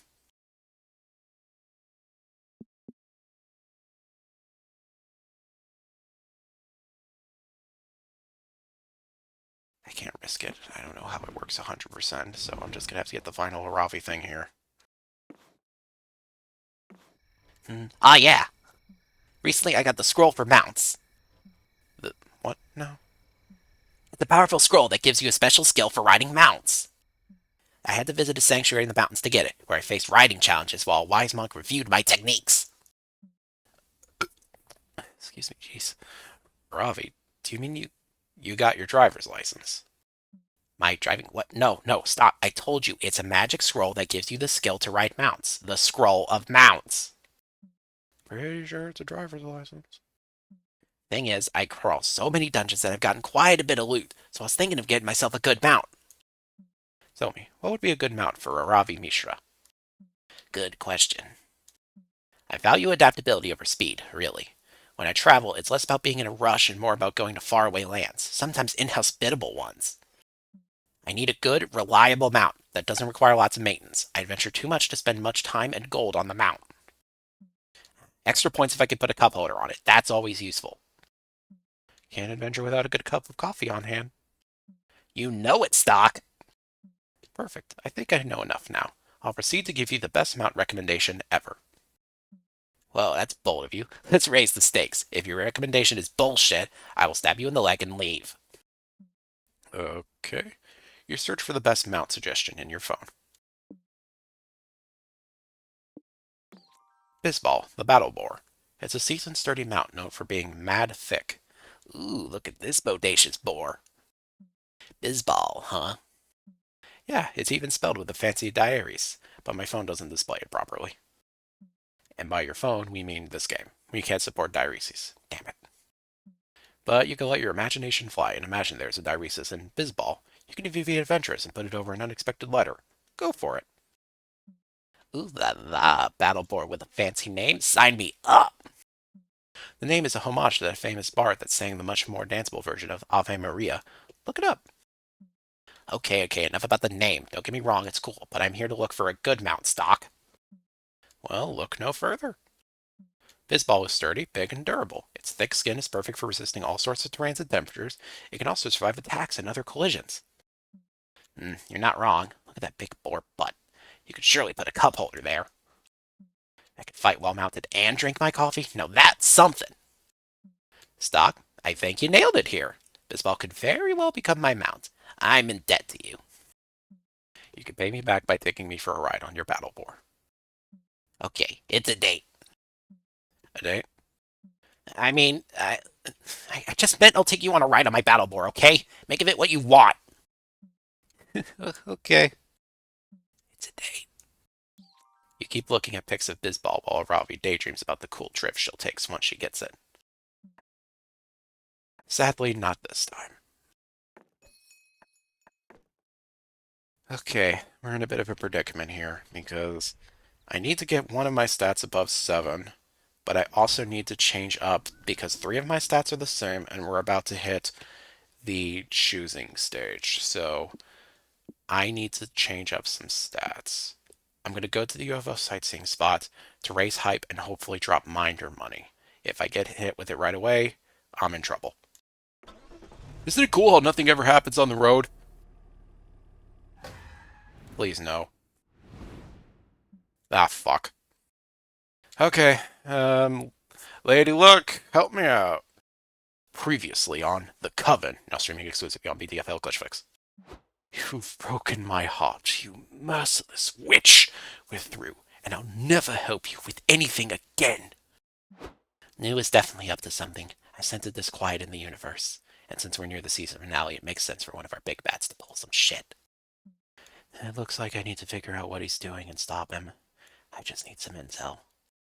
All the clues are pointing to this bar, and meeting shady characters at dive bars is a tried and true trope. This must be where I'll find answers. We open at the Midnight Cantina, a popular bar for villains, knaves, and ne'er-do-wells, and occasionally the heroes that hunt them. Hello, barkeep. Tell me, have you seen any shady characters here lately? Everyone who drinks here is shady, toots, says the bartender. I guess you could start with the weird ghost and werewolf doing shots over there. Wait, a ghost and a werewolf? No, please, it can't be. Hey, it's Joy! How's it going, bro? Wanna watch me take this tequila shot with my nose? Actually, it's good we ran into you. We're on our way to a magic pocket dimension, and magic's sort of your thing, yeah? You should come with us. I know what dimension you're talking about. I am not going there. Not after what happened last time. Wait, what happened last time? Did I miss that part of the previously on section? Just then, a man in a dark cloak shows up. Give me a whiskey, he says to the bartender. Make it quick. I don't have much time before Lord New needs me to return. Hold up, are you one of New's henchmen? You have to tell me what he's up to. You're wasting your time, hero. I'll never tell you the details of Lord New's big plot that's taking place next week at... Oh, it burns! I forgot how hard it is to take shots with your nose! It's okay, bud. You'll get it next time. Try taking this next one with your ear. Stop it, both of you. Your stupid antics are ruining the gritty urban fantasy vibe of this interrogation. It's obvious Joy isn't going to relax until she finishes her saving the world bullshit. So maybe you should speed this along by getting this guy to spill the beans.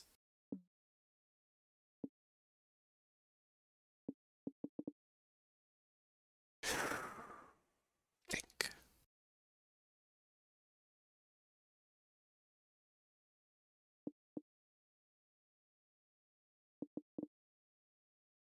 That doesn't sound like mine or money, and it doesn't sound like magic, and I know this is hype.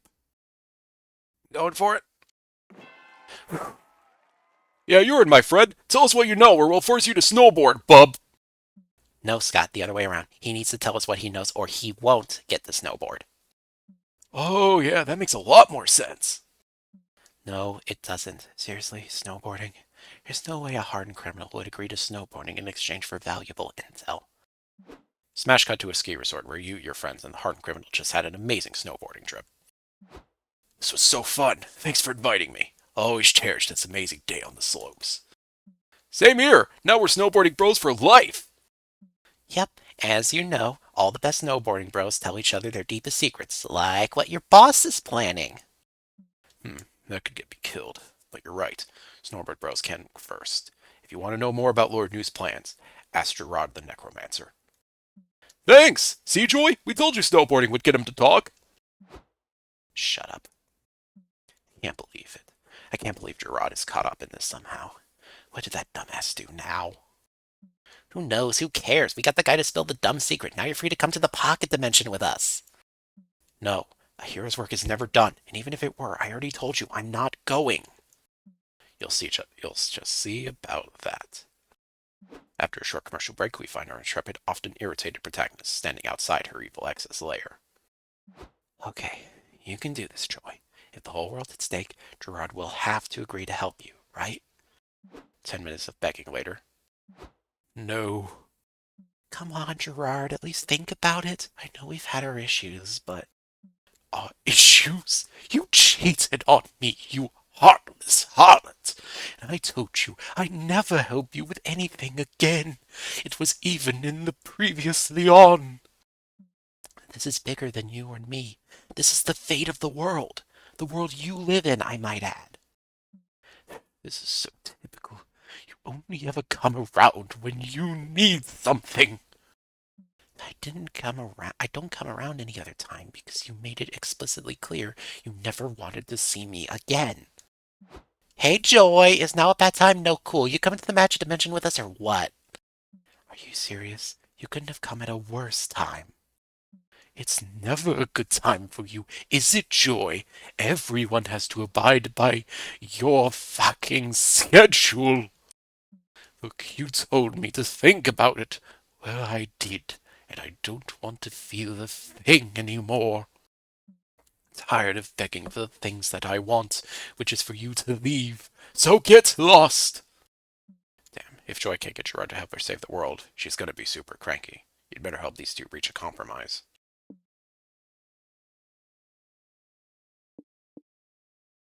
Oh, that's a tie. That's a tie.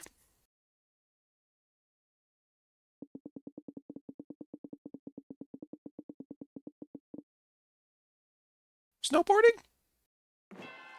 Yeah, Gerard, you'd love it. Like, you obviously don't want to help Joy, which makes sense. She kinda sucks. Hey. Seriously, I get it. Joy, yuck. But snowboarding, that's a whole other thing that makes this team up totally worth it. This is so dumb. Gerard isn't gonna turn over a new leaf thanks to fucking snowboarding. Smash cut to you, Polly and Scott and Gerard having a blast snowboarding. I never thought I'd say this, but this has been life-changing. These snowy slopes have somehow melted the ice around my frigid soul. Whoa! Snowboarding bros for life! Fine, fuck it, whatever. We're snowboarding bros now. Does that mean you'll help me stop New, Gerard? Sure, New's building some kind of death ray to shatter the planet or whatever.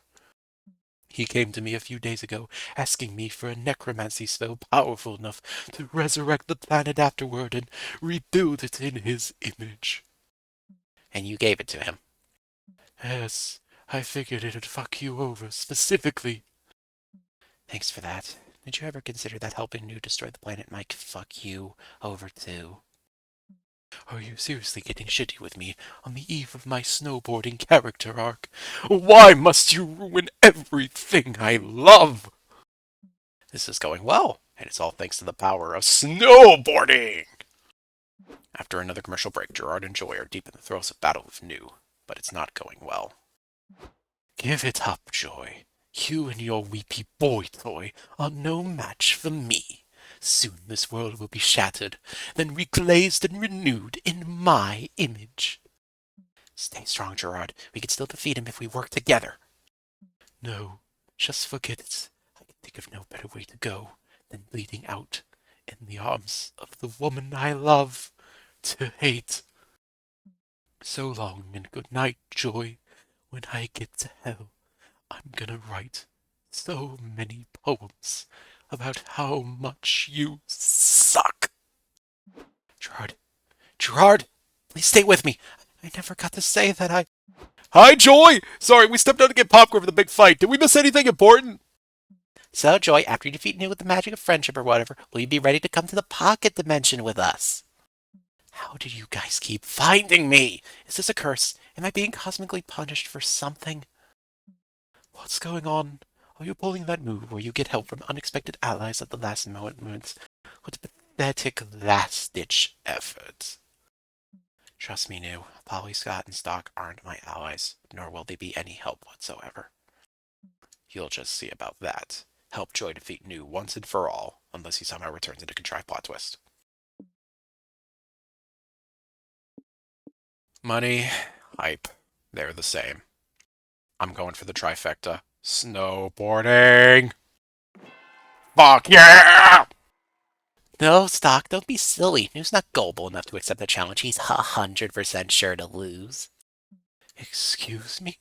I can defeat you weak things at anything, even a snowboarding race. And when I win, you'll all cower as I blow your planet to smithereens. You're on! Smash cut to a ski resort where you, Polly Scott, and New are racing on snowboards. It's a close race, but New slides into first. How do you like me now, peons? I bested you in your ridiculous winter sport. You sure did, bro. Being good at sports also means being a good loser, and you clearly won the race. Good job! Why are you morons so calm? Your dumb plan failed, and now New's gonna destroy the world! I don't know. This pathetic planet isn't so pathetic. I mean, it has snowboarding after all. Besides, we're snowboarding bros now. What kind of bro would I be if I blew up your planet? I'm a villain, not an asshole. Yes, I suppose I'll call off the death ray for now. Let's make these snowboarding trips a monthly thing, maybe?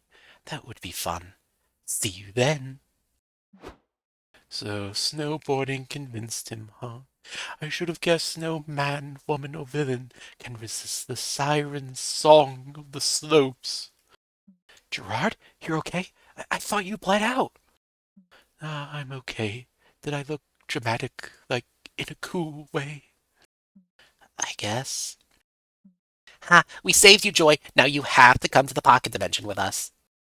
I told you I'm not going there. It's a dimension my coven accidentally created in a previous adventure, okay? I'd rather just put the whole thing behind me. Of course you would. Typical Joy, throwing away her old toys. You call yourself a hero, walking around saving the world, then you turn a blind eye to the destruction you leave in your wake. Oh no, I do that, don't I? Joy said doo-doo. I guess I should check on that dimension. Polly, Scott, Stok, if you're going there, I suppose I'll join you. Hooray, you teamed up with Joy and managed to save the world along the way. You gain +5 magic. Okay, we're good. That somehow worked. Thank you, Lady Luck, once again for being by my side. You came here today to answer the age-old question, do aliens exist? Who knows if you'll see any today, but at least it'll be fun to hang out with the other UFO spotters. So besides watching the stars and swap extraterrestrial conspiracy theories, what do you want to do?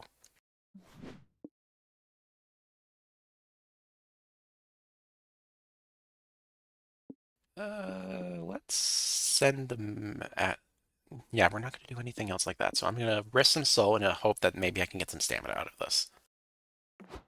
It's too foggy to see any UFOs, sadly. Wait, that's not fog, it's smoke. You follow it back to its source, and find Kale and Abdu. Sup, guys? Want to help us send a message to some aliens? I'll send a message to whoever you want if I can bum a hit off that pipe. What do you want the message to say? We don't know yet. Whatever it is, it's got to be really important, you know? Like, something profound and deep and interesting, all at once. Something like, a smart man knows the tomato is a fruit. A wise man knows not to put a tomato in a fruit salad. Holy shit, that is wise. If you guys want to send the aliens a message and get one back, maybe instead of being philosophical, the message should be really eye-catching. Yeah, something like, these stoners send a message to aliens and you'll never believe what happened next. Whoa, what happened next? That's for us to decide, bro. It all depends on the message. Fuck, you're blowing my mind right now. The future is ours to shape. You obviously know what you're doing, Stok. Got any ideas for an attention-grabbing message to send the aliens?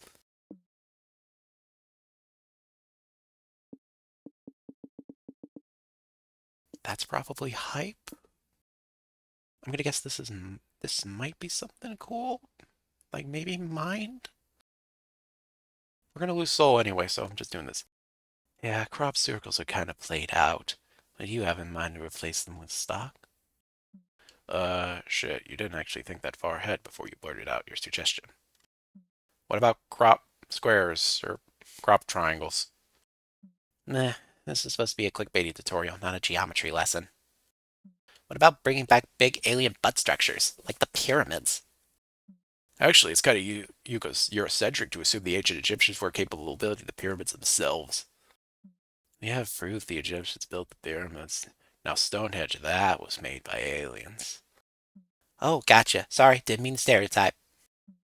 No worries. The original idea was cool. We could convince aliens to go back to making cool architecture. Maybe we could convince the aliens to make a half pipe? That sounds sick! Imagine a half pipe covered in alien tech that lowers gravity so you can do longer, more complex rotations and ollies. And they should add an alien hot dog stand nearby, with condiments from all over the galaxy. Yeah, that would fuck hard. Good work, Stok. Alien half-pipe it is. Sweet. You film a video to showcase your amazing alien half-pipe plan to YouTube. Well, you start to, but you sort of lose the plot halfway through. You mostly just film Abdul doing skateboard tricks while Scott eats hot dogs in the background. It's undoubtedly a cool video, but it's not what the viewers clicked for, and you lose -3 soul for using clickbait. But you still gain +3 mind for devising the alien half-pipe. That's $1 million idea.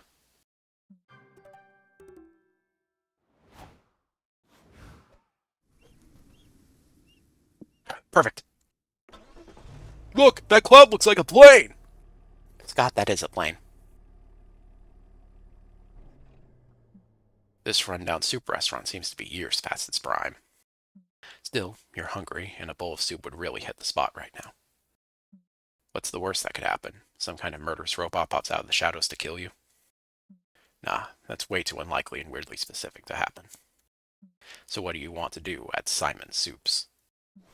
Soup. Woohoo! Soup time! You and your friends enter the restaurant, only to be welcomed by a thing of nightmares. Welcome to my super diner, children! I'm your best veggie pal, Simon Soups! Nice to meet you, Simon Soup. What kind of food do you serve here? I'm unclear. Excellent question! Come on, gang, let's soak our new friend in the delicious broth of music and teach him the true meaning of the Simon Soups brand! Initiating whimsical theme song with no threatening undertones, number 87. The animatronic's ancient rusted speakers let out a metallic screech that you suppose must have sounded like banjo music 40 years ago. I'm Simon Soups, welcome to my show. There ain't a soup alive that I don't know. Grumbo, miso, chili fried cream of wheat soups, the yummy food that you just can't beat. Wait, what was the middle one? I'm Mr. Leek and I'll be your best friend until the inevitable bloody end. Soup is my second favorite thing to slurp to a child's moan barrow as he screams, "That's hurts!" I am onion and I hunger for youthful flesh. Oops, sorry, I must have inserted the wrong song cassette. Let me fix that real quick. I am onion and I do not hunger for youthful flesh. And chorus. Oh, it just ends? The song's over? Yeah, thank God. Is it just me, or were those animatronics giving off a weird vibe? Yeah, they can be kind of off-putting. The corporate made it against the rules for them to kill customers during store hours, so they won't mess with you too much. I wouldn't recommend looking Mr. Leek in the eye, though, just in case. Anyway, what would you like to order?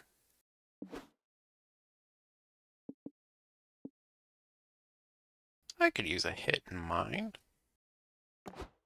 What? This is just cereal. Cereal isn't soup. Au contraire, my soup deficit pal! Cereal has earned its place in the soup canon! No. I don't care what your soup Bible or whatever says. Cereal and soup are two different things. Cereal is the union of rich, creamy milk broth and sweet crunchy balls. Apparently, country and crunchy sound the same in this voice. Crunchy balls of cornmeal and high fructose corn syrup floating on top. Therefore, it's technically soup. That doesn't make anything. Scott's insides are just blood with organs floating in it, but I'm not going to call him soup. But I will. Adding Scott Soup to menu registry. Thanks, I love being included. You shouldn't dismiss my philosophy out of hand, pals. Take a moment to simmer on this thought. Is cereal not a soup, or are you afraid to think critically about the limits of what soup could be because it makes you feel small, powerless, and mortal? Cereal is soup. Scarlet soup, even our reality, a brothy mixture of overlapping timelines, magic, and water vapor, is a soup. It's not everything in the universe secretly a soup. Shit, I don't even know anymore. My head hurts now. You lose -3 mind from the mental gymnastics of treating cereal as soup, but whether it's soup or not, the cereal still gives you +3 stamina.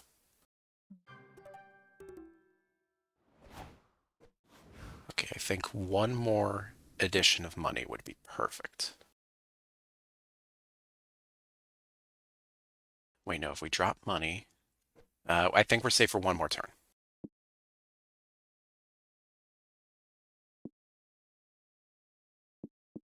No guesses, though, because none of that would really be good. We'll go to the Underworld Summer Fun, though. 69 bottles of beer on the wall. Nice. Wow, the evil energy here is palpable. Every villain who's any villain must be here. You don't know if you consider yourself to be truly villainous, but then again, your life philosophy is be your worst self. Which is close enough, apparently, because they give you an entry pass at the door. Sweet. There are plenty of events being hosted. Which one interests you most?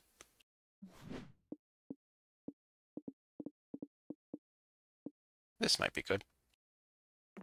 You're sitting at a table surrounded by other evil hotties. Looks like everyone's taking turns introducing themselves. Hello, I'm Evil Joy, leader of the Evil Coven from a darker timeline, which I single-handedly destroyed. I'm Dimitri, commander of the dark side. My life's mission is to engulf this realm in the dark side's code, luscious embrace. I'm also in a torrid on-again, off-again forbidden romance with Evil Joy's hotter heroic twin. It's all very fun and morally gray. Hi, I'm Arax. I also dated Joy, but I won't lie, I've been kind of a C-tier antagonist since Season 3 of The Coven aired. I was just happy to get invited here. I'm Salamo the Warlocktress. Nothing pleasures me more than an evil plan gone horribly, horribly right. Though having sex with Hot Joy is probably a close second. Oh, my evil goddess, could we talk about literally anything other than how bad you all want to fuck my non-evil twin? This is so awkward for me. Whoa, is anyone else sensing some real villainish chemistry here? We should form an evil team! Genius, what should we call ourselves? Maybe the Fuckers of Joy? After all, everyone here wants to see Joy get fucked over one way or another. Well, fuck me. God help, it's hard to find these days. I suppose I'll lead your stupid Joy Fuckers Brigade, if I must. Why would you be the leader? You're the only one here who hasn't actually fucked with Joy. You didn't, did you? Because if you did, you're legally required to tell us, in great detail. You're not actually interested in thwarting the Coven, but you're starving for a sense of belonging. You want to join the Fuckers of Joy, too. No way. You've proven yourself a friend to the Coven Stok. How do we know we can trust you? True, how can they trust you? How do you convince these villains to let you join their ranks?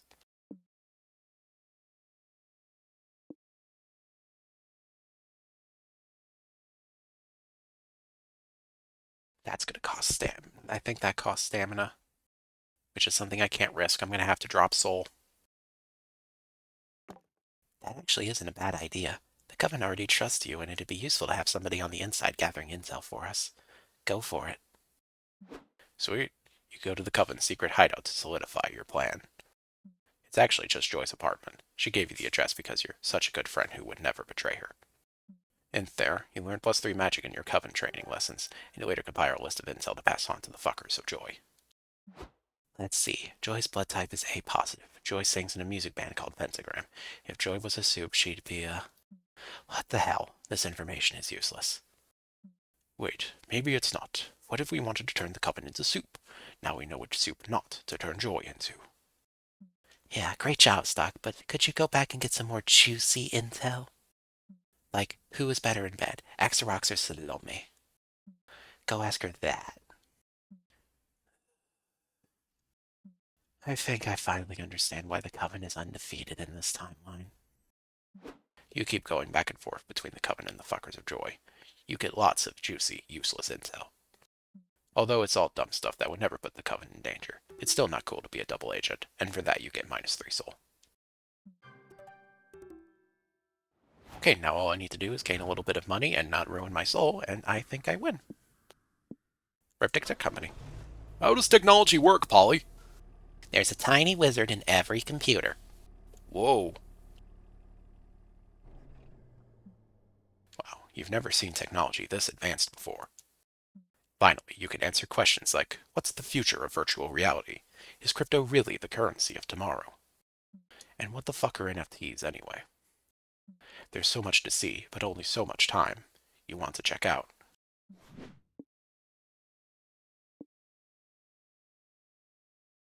True AI.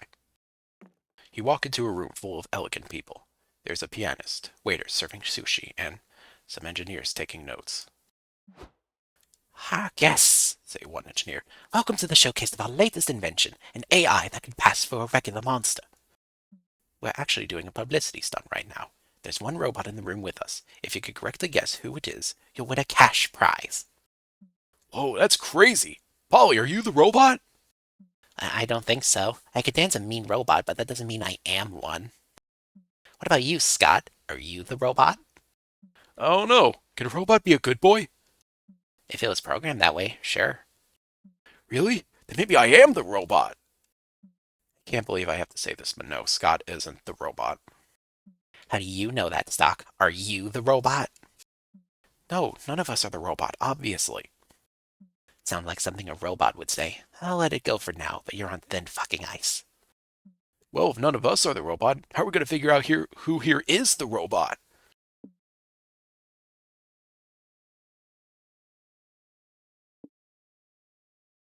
Okay, this is a hit on mind. Mine drops by that much. Okay, this is safe. You three approach a group of socialites sitting on some sofas and talking. It's just so tragic, one woman is saying. Mother's illness has progressed to the point of no return. The doctors say she only has a few weeks left to live.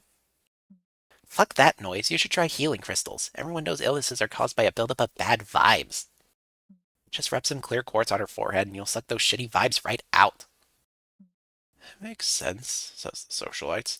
Healthcare is free in most of the world, but healing crystals aren't, and everyone knows expensive things are always better. You notice one rich man not taking part in the conversation. He's being strangely quiet. You could also try putting your mom on an all raw meat diet. The muscular bros I watch on YouTube say fermented liver gets all the toxins out of their biceps. The man is being noticeably quiet now. You think you see smoke coming from his ears. I'm all for trying anything to help Mother, says the woman. But what if the crystals in the raw liver don't work? Well, it's like I always say. When in doubt, turn to the power of prayer. Why don't we join hands and pray right now? Our Father who art in heaven, hallowed be thy... The quiet man's head explodes and showers everyone in twisted metal. Oh no, our prayer made that guy die. Was he Satan? Only if the devil's a robot. We did it, gang! You win +3 money for finding the robot, but you lose -3 fine for resorting to illogical tactics to do it. Alright, and that is it. I'm going to do one careful planning in order to ensure we get a above 7, but we have succeeded because we have bonded with Aravi, we did the thing. Let's enjoy our magical destination.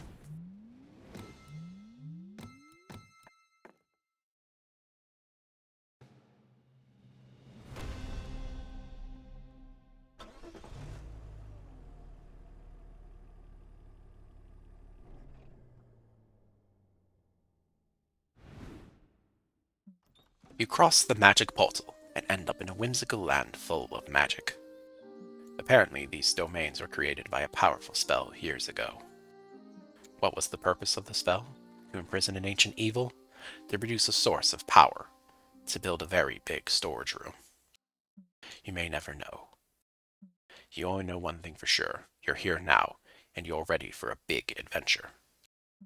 This is where your road trip ends, but a whole new journey begins. Good thing you have the best adventurer of all with you, Aravi Mishra. She knows how to cook, stuff that's actually edible, that is. She has like 40 different weapons with her. How she carries them all is a mystery to you. She has protagonist energy and bulky plot armor, which may keep you away from actual danger. Your chances of survival are way higher than if you were only here with Polly and Scott, that's for sure. She was born to be the star of a quest like this. But that might be good. Being the supporting character of someone else's journey for once sounds quite okay. And what's more, you've assembled an amazing party for this enterprise. On the other side of the portal, all your friends are waiting for you. There's Dahlia, the muscle of the team, fierce, strong, and prone to song. There's Joy, the brains of the team, brave, smart, and ready to start. And there's Calculester. He's a bard. Different reasons have brought you here, but that doesn't matter anymore. The only thing that truly matters is that you're in this together now. Adventure awaits.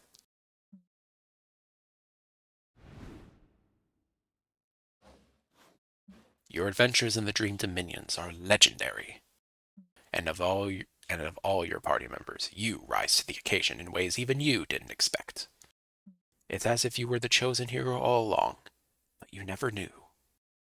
Stok the Wise. Wisdom is gold. Above everything, you study the land. Its unique properties are fertile for all sorts of experiments and inventions. You want to understand these domains so you can truly make a difference in the world. With your research, you're able to build tools and machines that help the people here.